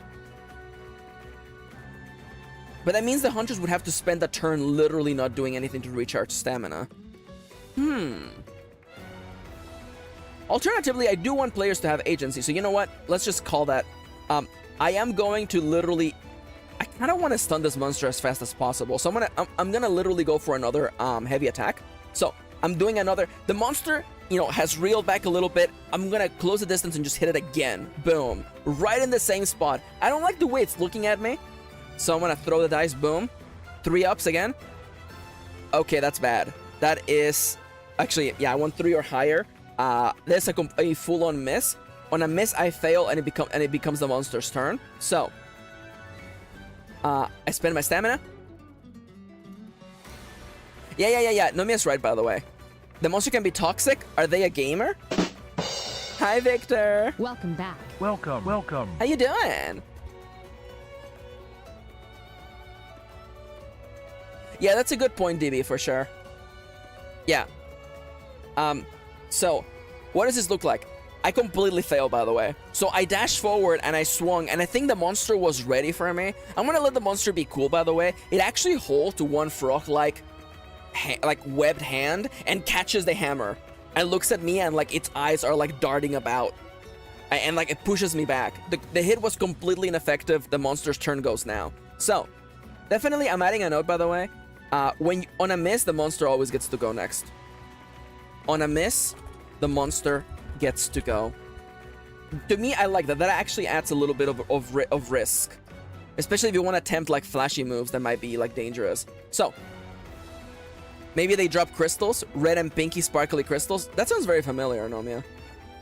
I really hope that somebody does a Fiasco campaign about something like that. So the monster goes 8. On an 8, it attacks with its highest stat. The Renron has very, very high technical. It likes to use its environment, and it likes to use weird weapons to catch hunters off guard. And catching me off guard, it's about to do that, by the way. So what happens? Literally, it pushed me back, and immediately it opens up its mouth like it's Pac-Man, and its tongue shoots towards me like a freaking home-in missile, okay? And now, because it's a regular attack, I can defend, by the way. And I'm gonna choose to do dodge. So I get to spend my last 2 stamina to literally roll out of the way. Chips, how dare you? How dare you? By the way, if you want more context as to what Chips is talking about, definitely go check out Nomia's See Ya Later Chumps stream, by the way. That was a lovely stream. All right, so I'm literally gonna roll out of the way, by the way. So I get to roll plus fast. I have 3 fast die today. And the target number is the monster's tech value. So I have to roll higher than a 4. So it's literally a 1 in 3 chance twice. So let's go. Oh my god, that is actually a multi-hit. Holy crap. So, I take damage equal to half the monster's ranking, minus 1 per hit. So, the monster's ranking is, in fact, 2, because they are a 24.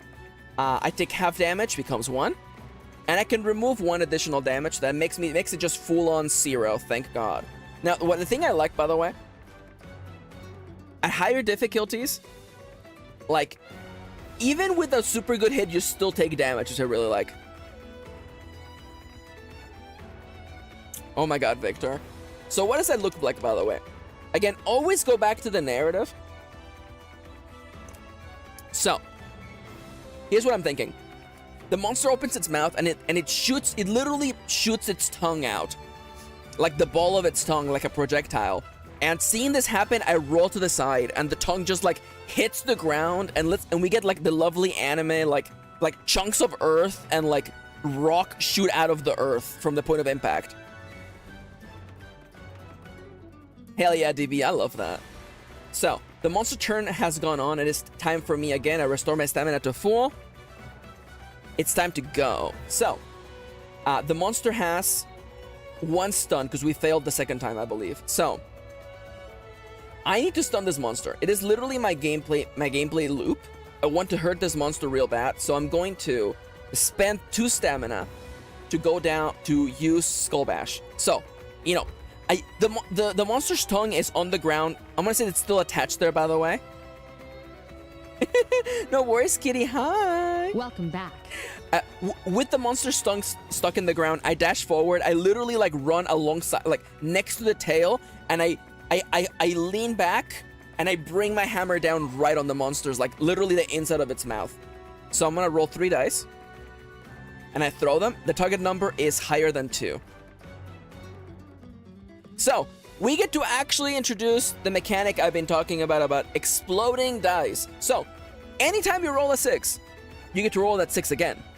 And if you roll another 6, you get to literally, or if you roll, you basically get to roll an additional die. So I have scored 1 success. I'm gonna roll to see if that becomes another success. That is another success, so I ended up getting a bonus success. So I have 2 successes. On the Skull Bash, on a multi-hit, I mark 1 progress plus 1 per weapon ranking. And I put 1 stun on the monster. The monster now has 2 stun on it.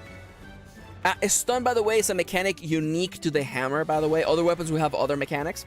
I mean, I might even make it so that, like, the greatsword can actually cut the tails of the monsters, or maybe cut their trade off, maybe? I don't know. We'll see. So it is still my turn. I have 4 stamina left. I can't do my finishing move if I wanted to, so I'm gonna do a quick hammer poke. But first, let's actually figure out. Let us always go back to the narrative. So I hit the monster right in its mouth, right? So I brought my hammer down, and the monster did this thing where, like, it flattened down on the floor, on the ground. And I pulled my weapon out just before. Victor! I love exploding die, but it is a very destructive mechanic. DB is correct, by the way. Each weapon will basically, like, each weapon will be a playbook if you're familiar with Powered by the Apocalypse games, like Monster of the Week or etc, etc, etc, or Thirsty Sword Lesbians, I guess. That's another role-playing game, by the way. You will have a little sheet that has all of your moves and all the trackers for that weapon on it. Yeah, there you go. So I pull my hammer out just before the monster shuts its mouth, and for hilarity's sake, the monster retracts its tongue and it hits it in the face with its mouth closed. So, like, it hits it right between the eyes.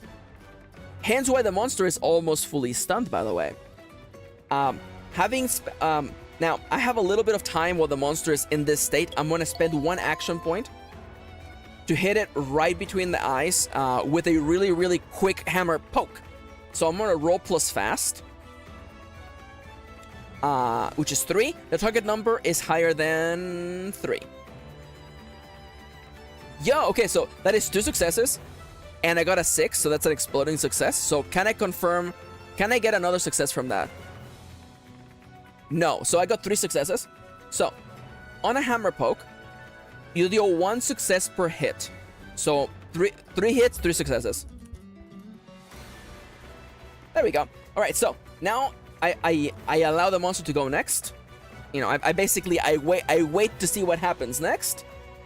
Also, I know we got I know we got the timer just went off. You know what? I'm actually gonna. Victor makes a good point. I'm curious to see how the hunting horn is gonna work. I am curious to see how we're gonna figure that out. Yeah.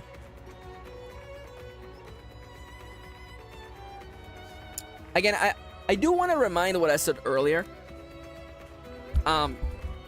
The purpose of this game isn't to be a one-to-one. By the way, I'm up on my feet, by the way. If you've been watching for the last 25 minutes, consider getting up and stretching. So, this game is not meant to be a one-to-one recreation of the monster of the hunters. That's how, you know, I don't know how Hunting Horn is gonna work, but maybe we'll figure out a way. I don't know. Maybe we'll figure out a way. Maybe the Hunting Horn can give bonus dice. Oh wow, the Hunting Horn really is just the Bard class, huh? See, Nomia, look, I made a 5e joke. I made a Dungeons & Dragons 5e joke. Are you happy? Look, Look, I made a joke about the Dungeons and the Dragons.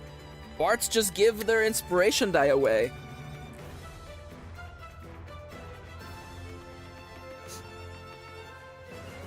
Nomia right now is speechless. Nomia in chat, completely speechless. Alright, so. The last time I talked about Tales, it turns into a conversation about responsible cannibalism. Oh my god. DB.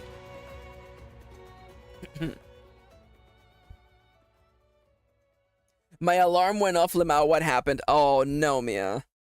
You missed me making a D&D joke. I made a D&D 5th edition joke just for you and you missed it. RIP.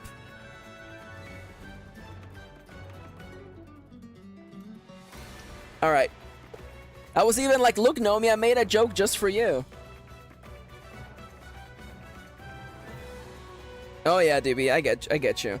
Alright, so I should actually I've been streaming for 2 hours.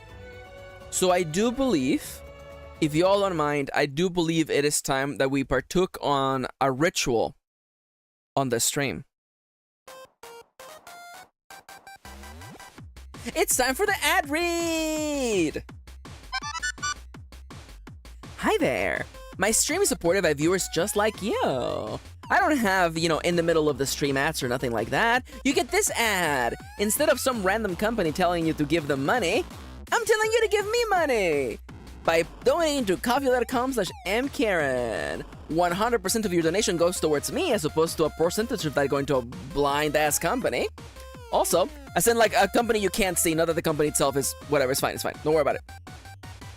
Also, you can become a YouTube member and get a cool badge next to your name and cool emotes. Also, if you're like, Max, I want to support you, but I also want to get something in return, why not buy my books? By the way, a bunch of my books are free to download, like Iron Valley, Roll for Novel, and, oh my god, 1 page left! All those games are free to download, go give them a try! And if you like them, give me a buck or something, I don't know.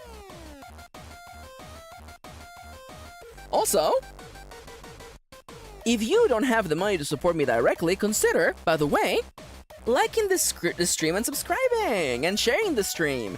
These things are perfectly free and perfectly good ways to support me. Thank you for stopping by the ad read section of today. Thank you for watching, and now we return to your previously scheduled appointment. Bye bye. Otsanoa.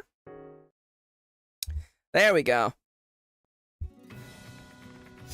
There you go. Do we have a roll for novel command? I believe we do.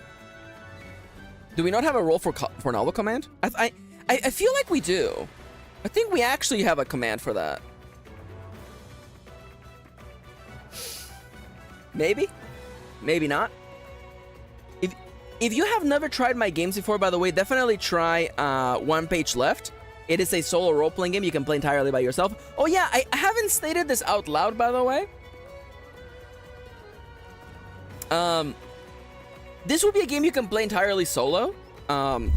People who know would probably hear me saying that it's based on Ironsworn and be like, oh, I can play it solo.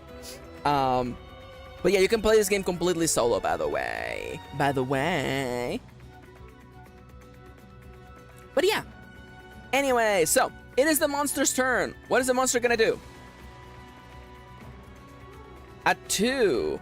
No. It's gonna move to another zone. You're actually gonna make me move you to another zone, huh? Alright, let's go. So, the monster is moving to a different zone. Where are you going? Zone 3. Alright. The monster decides to move itself over to Zone 3. And with that, the monster has actually left the building. I'm gonna throw a random dice just to get these dice off of the screen. So, the monster has run away. So let's picture what that looks like. So the monster literally takes a hit from us and it is a cautious monster. It makes sense. So we see like its chameleon-like eyes. Victor says that is my experience with Monster Hunter. Yeah, its eyes dart about and then it just books it. So we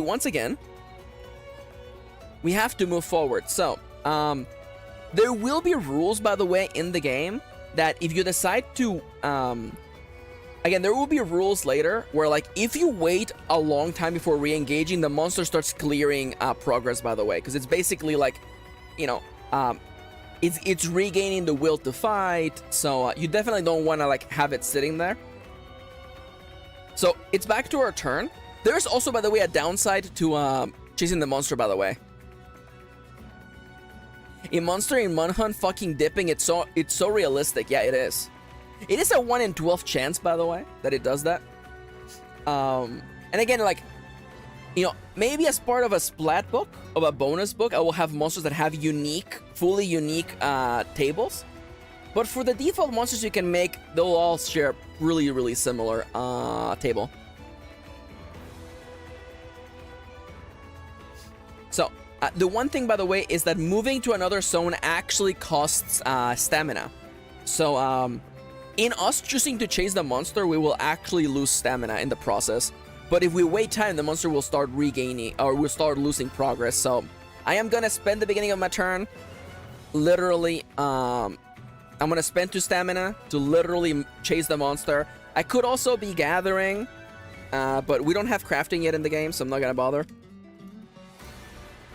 And yes, in the game, there will be a full crafting system. You can't... You know, let me just throw a dice so you can see. The regions on this map actually have icons that would represent things you can get from them. In the game, you will roll dice. And those dice will tell you what resources you can find in each zone, and you actually label those zones. So when you want to catch, for instance, you want to catch fish, you can actually just go to... Whoop, whoop, whoop. You can go to zone 5 and fish there by using the gather items action. But I'm gonna go, I chase after the monster, spending my stamina to catch up with it. And remember, every time you re-engage with the monster, everyone that has light armor gets to go first. So, see, and you may be thinking, Max, the light armor is definitely better then. I don't think so.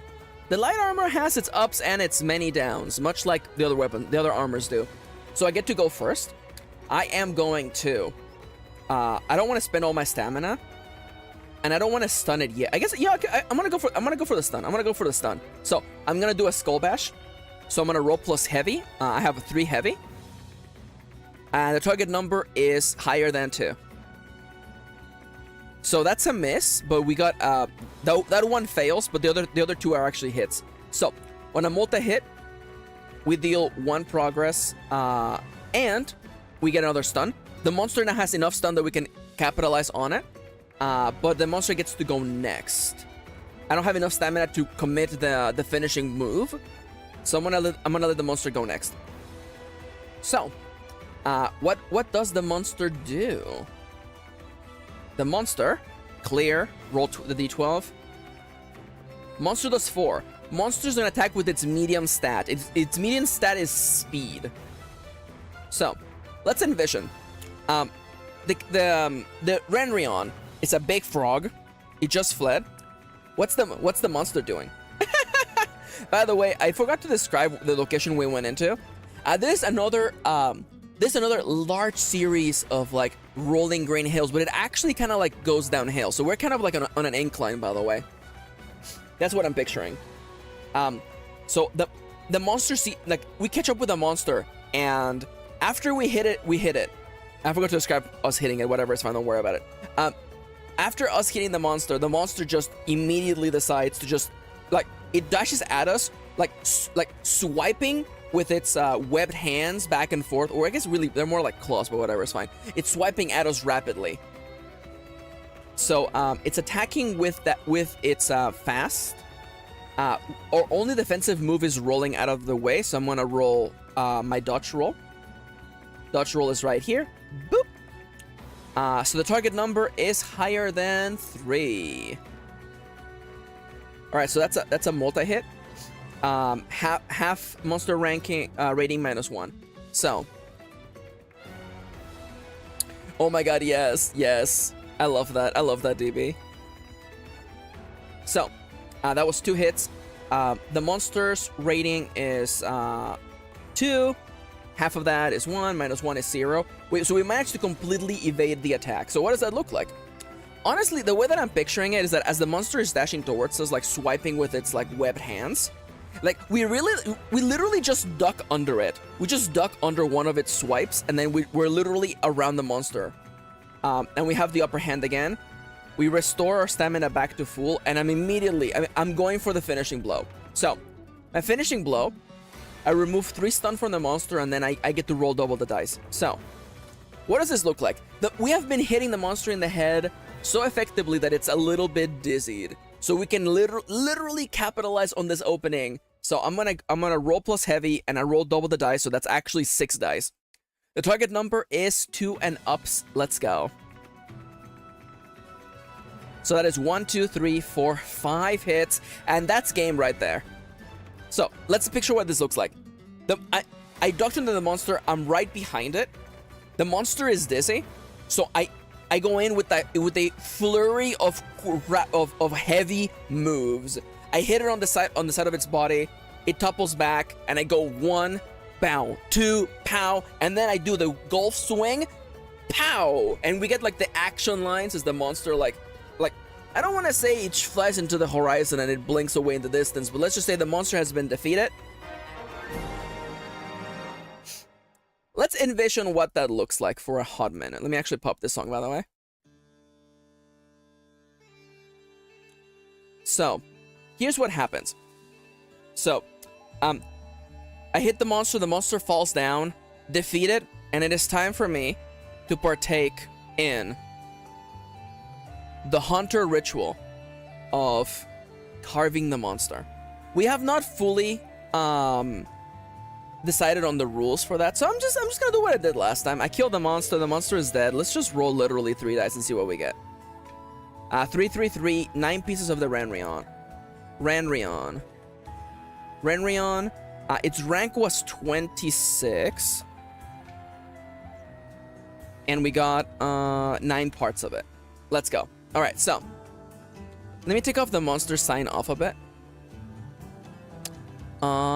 Beep boop. All right, so I'm looking at the combat. The funny thing about playtesting your own game is that I'm sitting here and I'm like, okay, that worked. I got hit really only once. I'm wondering if it would be better if the monster got to go literally like every time you made a choice. Maybe? But then that does mean that you would have to basically spend the turn not doing anything. Yeah, I literally went through this thought process a minute ago. I'm not sure. Anyways, the quest has been completed. We return back to the town. And of course, you know, we are greeted back. So a monster loot table. I don't want to do a monster loot table. I do realize it could be a possibility, but I'm not sure if I want to do a monster loot table. I'm really not sure about that.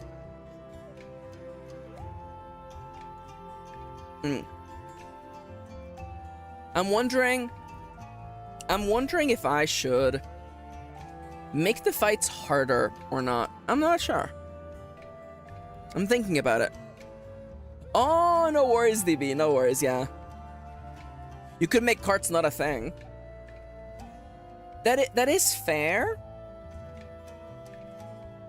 My only issue is like, yeah, I'm not sure. I could just make carts not a thing. That does make. I mean, I guess maybe that would actually help Dallas. Maybe they're just no carts. That would definitely increase the stakes. I kind of like that. I mean, I will have to like fine tune a bunch of the other things though, because definitely the current design assumes there might be moves that the monster can do that can just knock you from full health. And you're like, that would never happen in monhun. Laughs in Teostra's Nova. Laughs in Valstrak's shooting star move. Laughs in Behemoth doing anything. Anyways, that's a little monhun joke for anyone out there. A little monhun joke. Yeah, Monster Hunter would never have a boss that just literally like hits you and kills you if you don't dodge. They would never do that. Anyways, I've been streaming for like 2 hours and like 10 minutes. I'm gonna do a really, really quick bathroom break, by the way. Oh my god, I like that, DB. I'm gonna take a really, really, really, really quick... Also, yeah, Magnamalo has the Superman tackle too as well, yeah. I'm gonna go take a really, really quick bathroom break, by the way. Literally like 2 minutes. I'll be right back. I also have to get water too, so... I'm gonna be right back very, very soon. Be right back. Beep boop.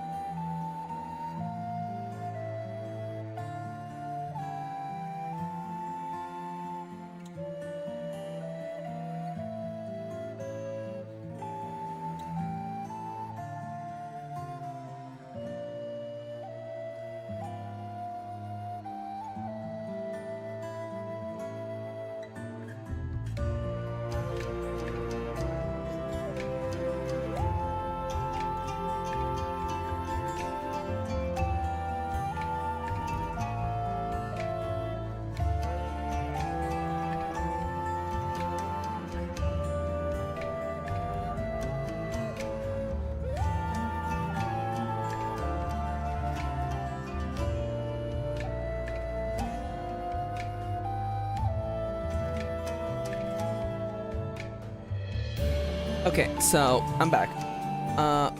The one thing I wanted to bring up, by the way, because we were talking about the design of the game, right? One thing that Kitty and I thought about.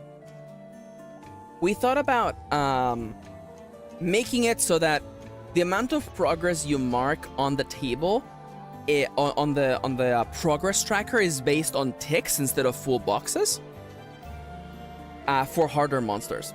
And I'm not sure if I want that to be the case. We thought about it, and I keep coming back to it. What Dallas said earlier made me think about it. And the reason why I don't want to do ticks, yes, Psycho. The reason why I don't want to do them is because I feel like that would make fights longer. I want combat to be quick. So maybe there shouldn't be cards. Maybe there shouldn't be cards. Maybe human players can have a little bit more health. And I'm thinking what I want. I might make it so that the monster literally attacks every time a hunter takes a move. That to me makes the monster a lot more interesting. Sorry, carts. Carts. I'm thinking of taking off carts. Yeah, it should be tested at least for sure. Yeah. Maybe testing it literally right now. I'm not gonna make the Renrion weapon yet. I was thinking of making a weapon, but I also recognize that, like, definitely the first monster you fight will be easy. Like, the Kageryu, like, the small monsters are gonna be easier to fight. You literally have a target number that is, like, just don't roll a 1. Yeah, no, the sending games is fun, Victor. You're right. This is fun. And, like, maybe... I guess... Growing up, I've always been a very do-it-yourself kind of person. You know, when I was little, I made my own toys. I made my own stuffs. You know, I remember I used to be a very crafty child. I loved making stuff with cardboard. To this day, I'm like, whenever I see like a toilet, the toilet roll on the inside, the cardboard toilet roll, I'm like, oh, you could make so many things with that. So that personality trait of making things myself is what has led me to being a game designer. Because I'm sitting here like, making the mechanism is fun. I just want to fine tune it so that, you know, other people can enjoy the fun as well. And by the way, I keep getting feedback on Iron Valley, and I will definitely go back to Iron Valley. I'm thinking of doing not a full rewrite, but definitely like a rewrite of the rulebook to be more clear about certain elements and adding some hot fixes. But that will be in a little bit. Definitely after I release this game, which the deadline for this game is the middle of next month. So literally a month from literally yesterday? Oh no. We'll see if we get there. We'll see if we get there. So I almost want to like test another like fight maybe? I don't know. I might make the savage save higher. You can do it. Thank you, Victor. I might do like a really quick fight just to get a feel. You know what actually? Welcome to the part of the show where I'm literally just gonna test stuff, by the way. So, the following hunt is gonna be very like brief, by the way. I'm also not gonna have any food buffs on. So I'm gonna fight the Renrion again. But literally just like a simulation, by the way. So, let's play this like a simulation. Very little flavor or color. So, I go on a hunt to fight the Renrion, right? The Renrion's rating, let's just say it's 26 again. Simulacra. Yeah, this is like they hook you up to the VR machine and you're playtesting like this, okay?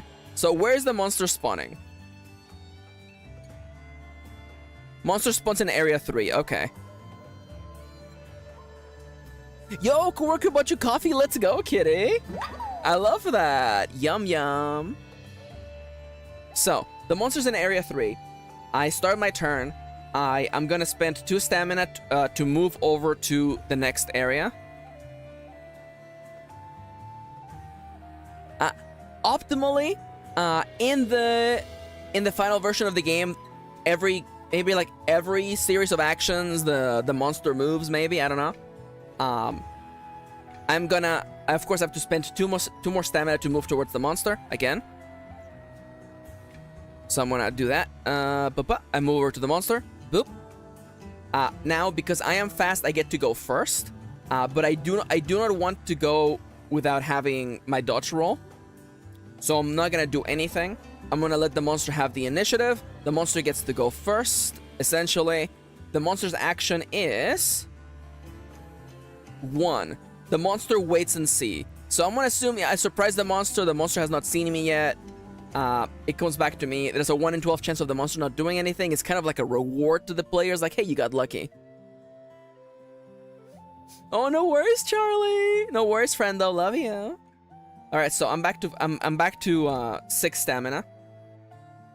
Or maybe I guess I shouldn't like. Maybe you gain a number of stamina every turn. Maybe. I'm gonna add a note here. Do you gain stamina every single turn? Maybe not. Maybe you have to spend a turn to catch your breath. That makes sense, actually.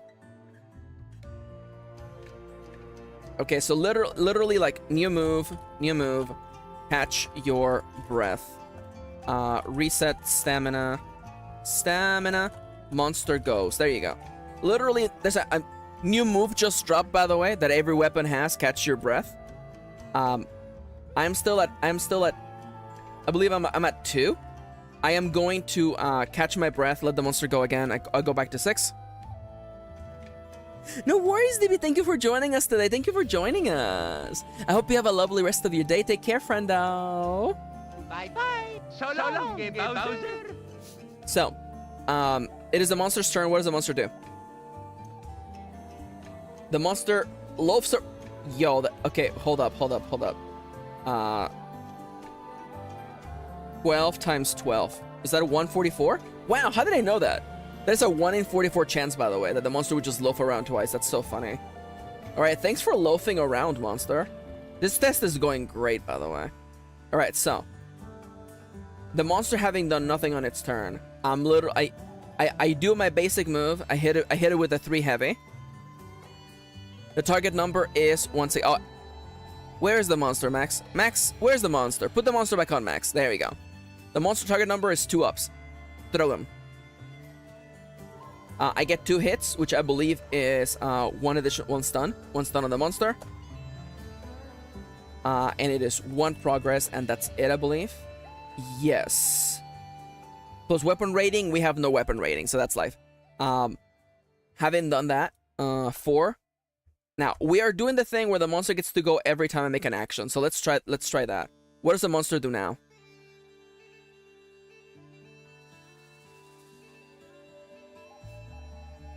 Uh, 6. The monster gets to attack with its highest stat. So, the highest stat for the Renryon is technical. So, the monster comes at me, you know, it fires its tongue at me like a projectile weapon, or the ball of its tongue at least. So, I have to reply with any kind of defensive move. I have my dodge, which I will be spending. I get to roll 2 dice. The target number is 4 ups. Well, higher than 4. That is a full-on miss. On a miss, I take damage equal to the monster's rating, I think? I guess it is the monster's rating. It is a rating of 2. I take 2 damage. I'm down to 5. Back on my turn, I have 2 stamina. Am I gonna catch my breath? And I shot. And I shot. And I missed. And then I shot again. And I missed. And I shot again. I'm going to... Ooh. Do I let the I like the choice of, like, I have 2 stamina left. Do I let the monster go again? Do I catch my breath? Ooh, you know what? I'm gonna play dangerously. I'm gonna swing for the fences. I'm going with the skull bash again. The target number is 2 ups. I hit the monster twice again. That's a second stun. And another hit of progress. The monster gets to go again. I have 0 stamina, by the way. So here's hoping the monster does not completely destroy me. 11! Okay, 11 is actually good for me. 11 is a special attack. It tries to pin me down. So it is my strength versus the monster's strength. So it is 3 dice for me. The target number is 2 ups. Okay, so just don't roll a 2 or a 1. Perfect. Okay. Oh, I got a 6. So that's 3 successes plus nothing. Okay, so 3 successes. Okay, so on 3 successes, half minus 1. Okay, so I basically negate the full damage. That's perfectly good for me. I'm still at 5 health. The monster has finished. Unfortunately, I have to spend my turn catching my breath. It is the monster's turn again. Man, playtesting this fast is kind of funny. This feels like playing like poker feels like, you know? Blackjack. It's like, hit me.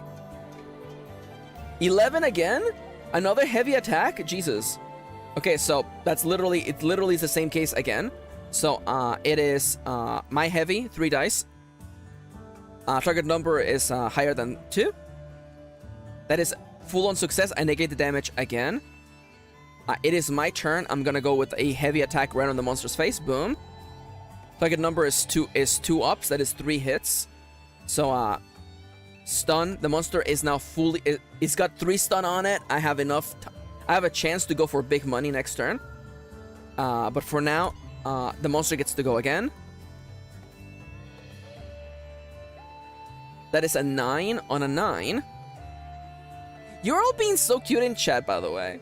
On a 9, it is... Oh, it is the roar/shriek. I like that, actually. So, I didn't get to show you this one. This is actually an attack that deals stamina damage, by the way. It deals stamina damage equal to half of the monster's tech. So it is my tech versus the monster's tech. Guys, has anyone here been 2 days on a bus? Oh no. It sounds like a bad time. So I have to roll a 5 or a 6, by the way. This is gonna be bad. Excuse me? I get to roll it again because it's a 6? Okay, so just 1 success. So on a single hit, I only lose 1 stamina. I'm okay with that. I lose 1 stamina. I drop down to 3.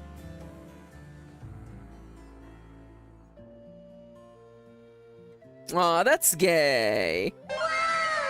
Ronnie says the things I do for Siska. That's gay. Farquaad points. Gay. Alright, so I'm going all in. I'm going all in, by the way. I'm doing my finishing move. I'm spending 3 stamina. I'm rolling 6 dice. The target number is, in fact, 2 ups. That is literally 3 failures. Okay, so I got 3 hits. I got a 6, so I get to reroll that. So it's 3 hits plus 1. Come on. That's 4 hits. Let's go. So 4 hits. I mean, like, listen. That's good progress right there. That is good progress. I have no stamina. The monster gets to go next. Please, for the love of God, don't hit me. 11, thankfully, is not a regular attack. So, you're doing 11 again, huh? That's the heavy test. Okay, so my heavy versus your heavy. That is 3 dice on my end. These are all successes. 3 successes means I take no damage, basically. Back on my turn, I have to literally spend it just literally resting. The monster goes again on a 3. The monster attacks with its lowest stat, which is heavy. So the monster comes at me with heavy. I have higher heavy than you do, buddy. So, 3 ups, by the way. That is literally 2 successes.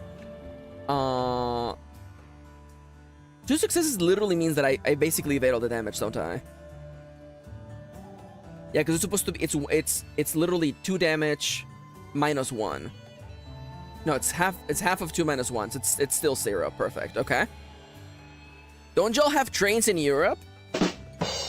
Don't y'all have phones? Okay, there's been a couple of... There's been a few turns of nothing happening, so definitely I have to fix those moves, by the way. But then again, if the player dies... Stuff to consider. It is my turn again. I am gonna just do a really, really simple hammer poke. Oh no, the monster's speed sucks. You know, I'll just do it anyway. So, I roll plus fast. Boop, boop. Throw that. Target number is 3 ups. Both misses. Nothing happens. The monster gets to go again. All right. That's perfectly fine. Go again. 6 on a 6. Highest stat again. So it's another technical attack. Okay. Oh no, Ronnie, I hate that.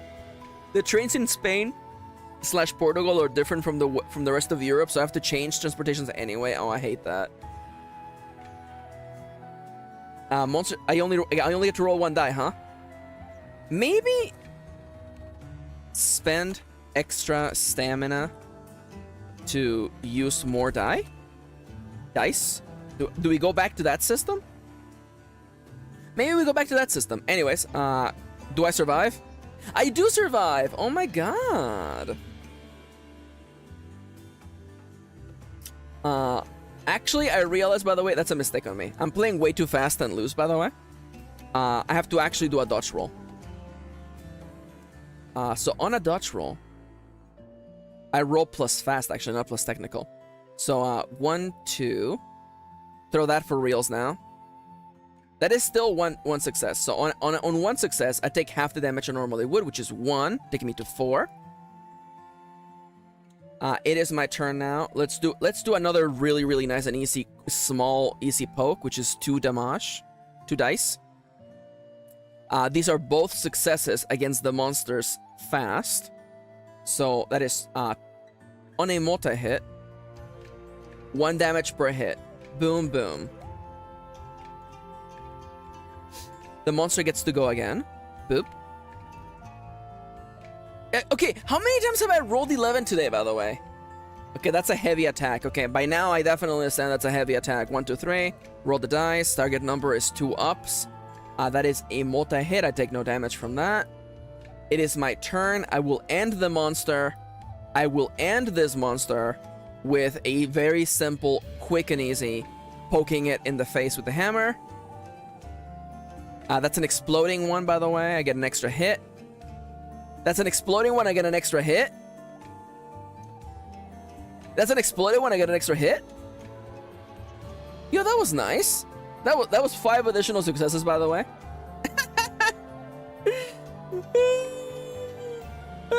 Okay, exploding dice are fun. Exploding dice are fun. When you get to chain that. I got 5 successes out of that. I love that. Alright, the monster is dead. How much more fun was that?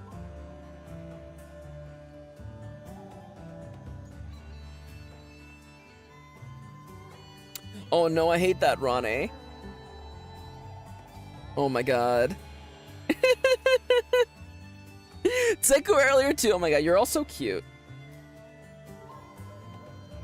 Huh. There is definitely something here for sure. I'm looking at the mechanics here.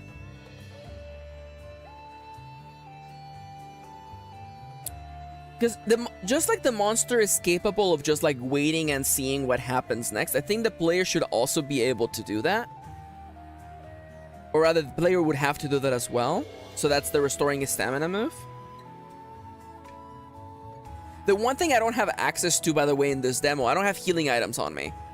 So I can't restore health, so death feels so much more imminent. I might have to look at the numbers. I don't want, I'm telling you this right now, by the way. I do not want to have to like roll for damage. I might have to. I don't want to roll for damage. I don't want to roll for damage so badly, but I might have to do that. Oh god. I don't want to roll for damage. I don't want to roll for damage. No, because I'm like, we could do the thing where like maybe the player has a larger health pool.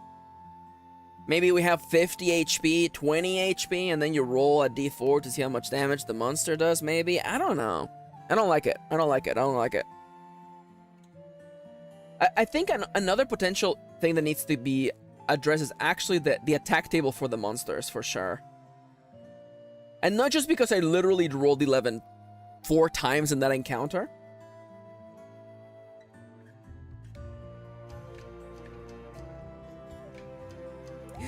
Oh, no worries, Victor. Thank you for joining us today. Have a lovely day, friendo. Bye-bye. So long, Bowser. I'm definitely looking at the design right now. Again, the equipment giving you more health, to me that just makes sense. To me that just works. That's like the one way you have. That's the one thing you have for mitigating monster damage. Green bus go round and round. Poor Ronnie. Spamming buses for Ronnie, by the way. Yeah, spamming buses for Ronnie. Hope everything goes okay. Yo, also, by the way, we should spam planes for Nomia. Because unless Nomia fell asleep, they probably had to get on their plane. Ronnie has never been outside of Portugal? Yo, crazy. That's exciting, though. Oh my god, you're gay. Ronnie's gay, by the way. Fun fact, did you know Ronnie? The one and only Moontomes?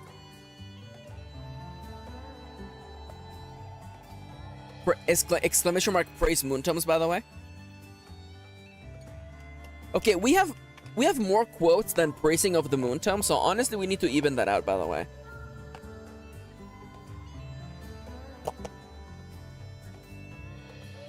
Alright, I'm gonna do some freaking math right now, okay? So, I like the idea of spending stamina to do actions. That gives the player room for player expression. I like the monster getting to go after every action the hunters make. So in multiplayer, it would essentially give the... because in the multiplayer setting, I want players to literally be talking when they're playing. I don't want... like, if a player is waiting for their turn to come around, the role-playing game has failed the idea of it being a communal activity. If somebody's sitting there checking their phone, not because of neurodivergency, but just because literally they're bored while someone else is, like, you know, dealing elemental damage to goblins, then I have failed. So, I like the idea that since all the hunters take their turn at the same time, and every time a hunter takes an action, the monster goes, that leads to the table thinking, being like, okay, well, I want to do this action. It's like, okay, if I do this, then what do you do after that? And it's like, oh, well, but if you go, you're gonna get it targeted. So you have to really think about what you're gonna do. And I like that. I like that for sure. So I like the monster going. All my homies hate environmental damage to dwarves. How dare you, Ronnie? So I'm thinking, okay? Again, this playtest has been really, really good. So far, I think the 3 attributes work very, very well. They're very clean. They make sense. They're the 3 approaches that make sense. You're either very quick, you're quick, you hit hard, or you're a tricky little cat. That to me makes sense. You have cats who are fast, who have the zoomies. You have cats who are strong. You have cats who are built like Bolita, Kendra's cat Bolita. And then you have cats who are little weirdos. Cats who like sit on the top of a bookshelf for no reason. Cats who love to push glasses of water off of tables. This basically encompasses the 3 kinds of cats that exist in the world. The health being low scares me a little bit, but at the same time, it does kind of like, it speaks to a different era of,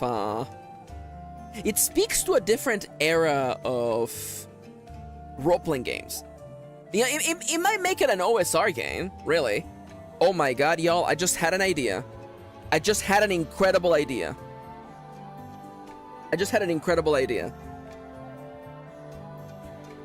What if? Ooh, this is spicy. Okay, so, hear me out, okay? Hear me out. What if we do damage rolls? This is such a Sean Tompkin move, by the way. Hear me out, okay? So, let's say, for instance, that the target number is 3. Could you miss? Could you please miss? There you go. The target number is 3. So, the target number was 3. The highest miss you can get is a 2, right? It's a 2. What if, when you miss, imagine the 5 isn't here, by the way. When you miss, you take the damage that you take is equal to the closest you got to beating the number. What if we did that? Huh? In that case, the dice roll also counts as damage calculation. So what it would mean in this case, ignore this 5. This 5 doesn't exist, by the way. In the case of this roll right here, we would take 2 damage because the highest roll on a missing die was 2 in this case. That means that on the harder monsters you can take more damage. So for instance, on the Renrion, its highest number is a 4. So it means you could take up to 4 points of damage on a missed move if you really, really screw things up. Does that make sense? Does that work?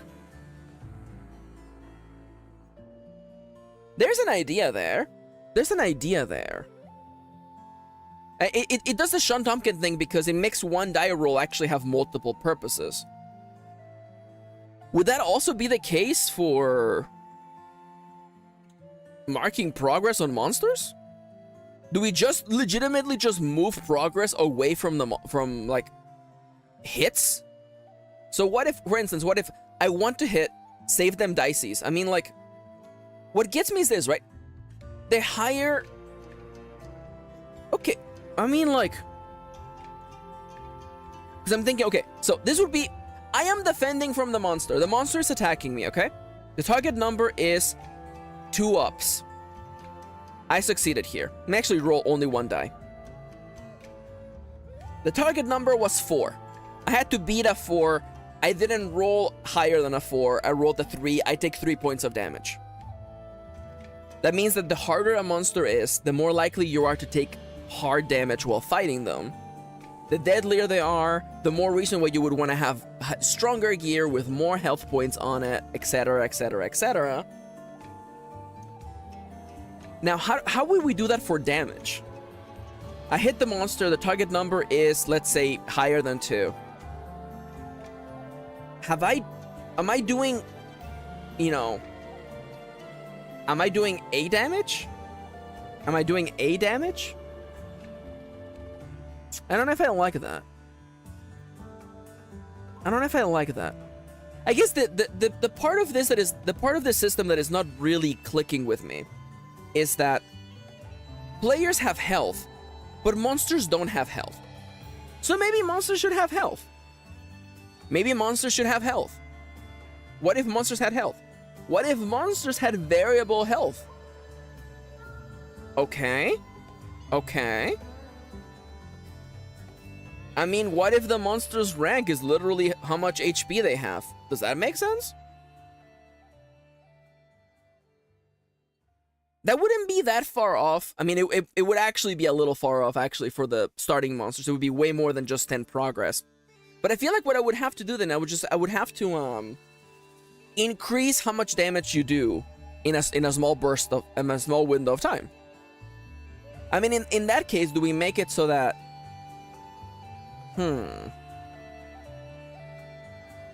I'm thinking. I'm gonna have to talk with Kitty about this. We're gonna have to do like a design meeting, because I'm definitely feeling like there is a good idea for a game here, but like the numbers themselves are like not really like hitting me well. You know what I'm saying? And like I wonder how other developers fine-tune their games. The answer is they don't. Case in point, Dungeons and Dragons. Yeah,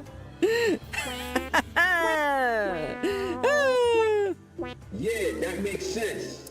And I'm thinking of engines like Morkborg, right? I'm thinking of Morkborg. For anyone out there who knows about role-playing games, I'm thinking of Morkborg. And I'm like, how the hell is Morkborg even balanced, right? And I feel like part of the fun is that Morkborg isn't balanced. You know? I'm thinking of like the RPGs that I really enjoy. I love Ironsworn. But there are giant leviathans in Ironsworn that you can fight that are like, you're clearly not meant to fight them. I know, I can imagine Mr. Sean Tompkin did not want you to fight the Leviathan. Chip says imbalance brings interest and conflict. I like that. I like that. I guess my one fear is that someone would play this game and get all the bad rolls and literally get killed without being able to have any choice over it. But I guess they would have choice over it because they would have choice on what gear they bring, what items they bring with them. And that adds the meta game of like, well, before going on a hunt, I gotta make sure I have the items that I need. And if things are looking bad in a hunt, I can literally travel to another zone, gather items, try to craft something so that I can fight the monster, maybe. I definitely think that players should have the option to move about the map, which makes sense to me. Looking at the minimap on the screen right now, by the way, I'm thinking, well, it's not a minimap, it's just a full-on map. I'm thinking the dotted lines can only be traveled by players, maybe? That would make sense. I kind of like that. Or those can only be traveled by monsters, maybe? I don't know. It makes more sense for players to move along the tiny little, the smaller routes. I'm gonna write this down. Map, rule, only players can move on dotted paths.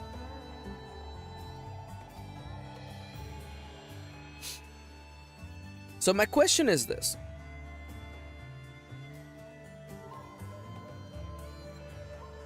I like what Dallas said. I definitely like there not being multiple cards.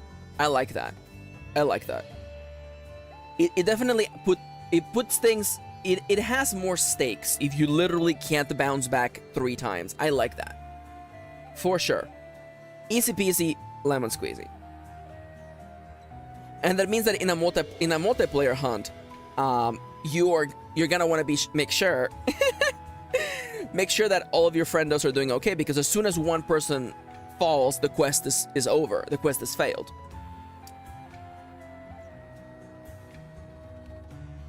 I like the stamina system. I like the player having to make choices on what moves they make. And it may not have seemed like I had more choices today than last time, but I definitely did. Last time I was literally just like rolling the same attack over and over, and now I had multiple options. I had a finisher, I had a regular attack, I had a fast attack. That makes sense to me. If I had had items, I would have been using those items during battle for sure. So that works. I think what needs to be fine-tuned for sure is the monster AI, but also the monster's ability to deal damage to the player. I feel like that is the one thing that needs to be fine-tuned the most, I think. Because I feel like if I can make the amount of damage the player takes from monsters be more steady, then it won't be like, boom, sorry, the monster rolled really well and you didn't, and you're dead now. Maybe? Maybe?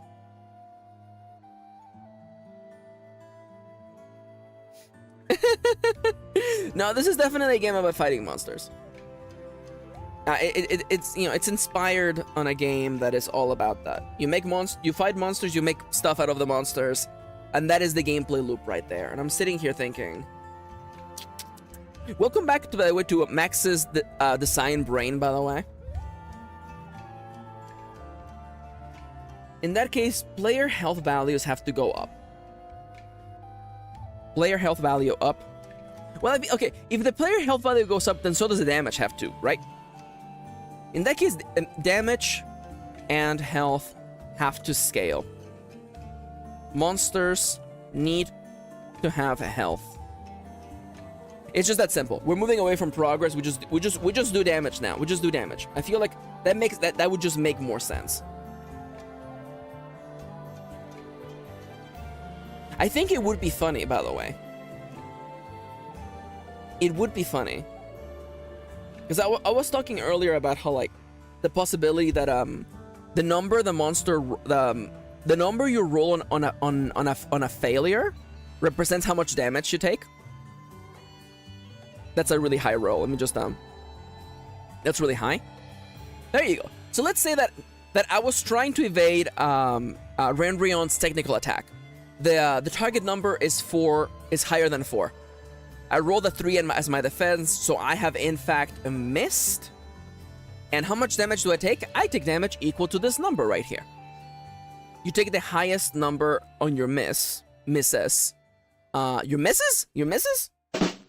You take the higher number on your miss, and that is how much damage you take. To me, that kind of makes sense. It means that it puts the impetus on the player, like it isn't so much the monster is hurting you for this damage, but rather you messed up in a way that it led to the monster hurting you for this much damage. What I was thinking, and the issue why I'm stuttering and I'm having a hard time relaying this information is because I'm concerned about it. So, if a monster, when dodging, when defending, take damage equal to the highest miss number. When attacking, deal damage equal to the highest hit. So, here's what I'm thinking. Imagine now, I'm hitting the monster with my hammer. Oh, that's an exploding 6 is good, but whatever. Anyways, so 6. I hit the monster for 6 damage. This would mean that monsters would need to have, like, maybe 10 times as much health as the players, and you may be thinking that sounds bad, but I actually kind of like it. I like the idea that you go up to fight a monster. Thematically speaking, you have 6 health. This MFer has 35 health. I kind of love that. I legitimately love the idea that you go to fight a monster, and that monster is has 10 times your health, and you end up defeating the monster. I love that. I think I might take this, by the way. And maybe in that case, the monster's rank, we forget about monster's rank. We just make that the monster's health value, the maximum health for the monster is our monster rank. So in that case, let's say that for instance, I need the first monster you fight to be about a 1 maybe. I don't know. We can figure that out later. But let's just say that the health of those monsters is 10 plus 3d6. So I'm like, okay, so it's gonna be 10 plus 20. This is 26. This monster here has 26 value, so they have 26 health. That's not that bad. You know, On a d6, you are able to roll 6 relatively, like, commonly. You would probably have to roll a 6 about 4 times. And that feels good. Dealing big damage feels good. Now, my only issue is that the harder a monster gets, the more damage you're going to have to do on a hit. What I mean is that, like, for instance, let's say that... that's a miss. Let's say that that's a miss. The target number is 5. So you have to literally roll a 6 to deal damage to this monster. That means that you're only going to be dealing 6s of damage. Maybe it's modified by your weapon. Maybe your weapon deals 1 additional damage per weapon level. Maybe? Maybe? Maybe? This is the part of game design that nobody ever shows you. It's just someone in a room being like, what if this worked this way? I kind of like it. I kind of like it. My only issue is that the only way that monsters increase in difficulty is by having higher attack numbers and by having higher health. That is the only 2 things that monsters do differently. And my question is this. Is that not the same as Monster Hunter? After all, when you go on to G rank, monsters have more health than they had in low rank. Demonstrably more health than they did in low rank. They are also harder to hit and deal more damage.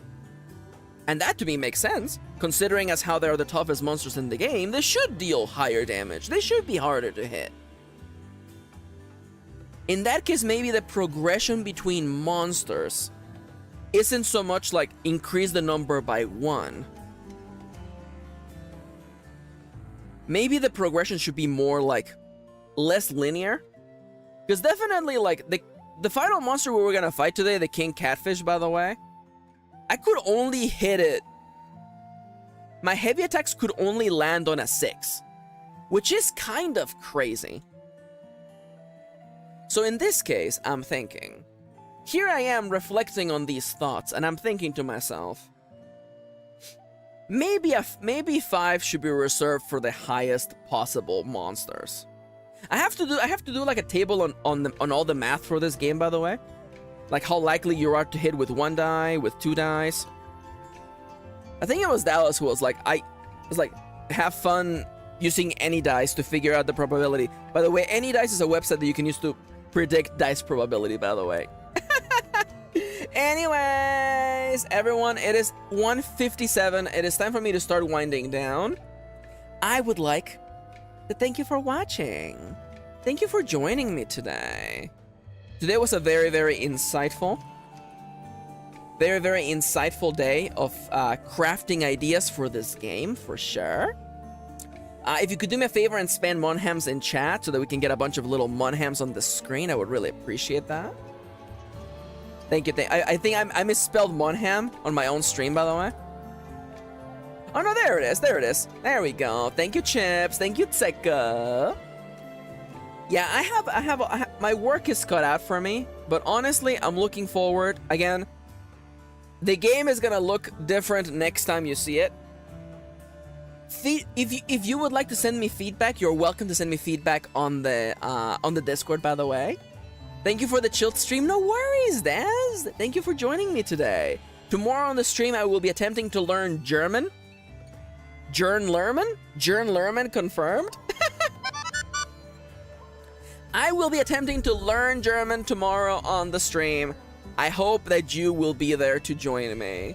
It's gonna be a really, really fun, ridiculous adventure. And of course, on Friday, I will be playing Pokemon. I will be playing Pokemon again. So, you have all of that to look forward to. Thank you so much for joining me today. It's time for me to get out of here. I love each and every single one of you.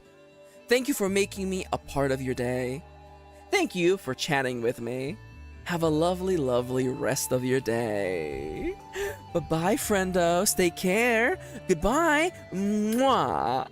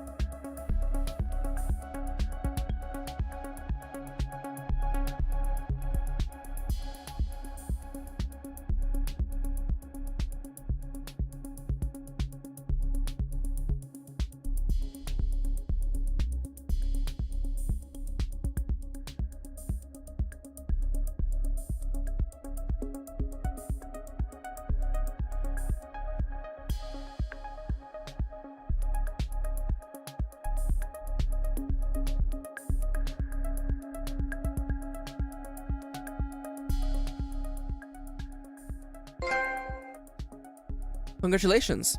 You have unlocked the dice rolling ending. I will now roll this d6 until I get a 6. That's a 1. That's a 2. That's a 2. That's a 1. That's a 5. That's a 1. That's a 2. That's a 1. That's a 4. That's a 6! Thank you for joining me! Have a lovely day. Love you all. Bye-bye.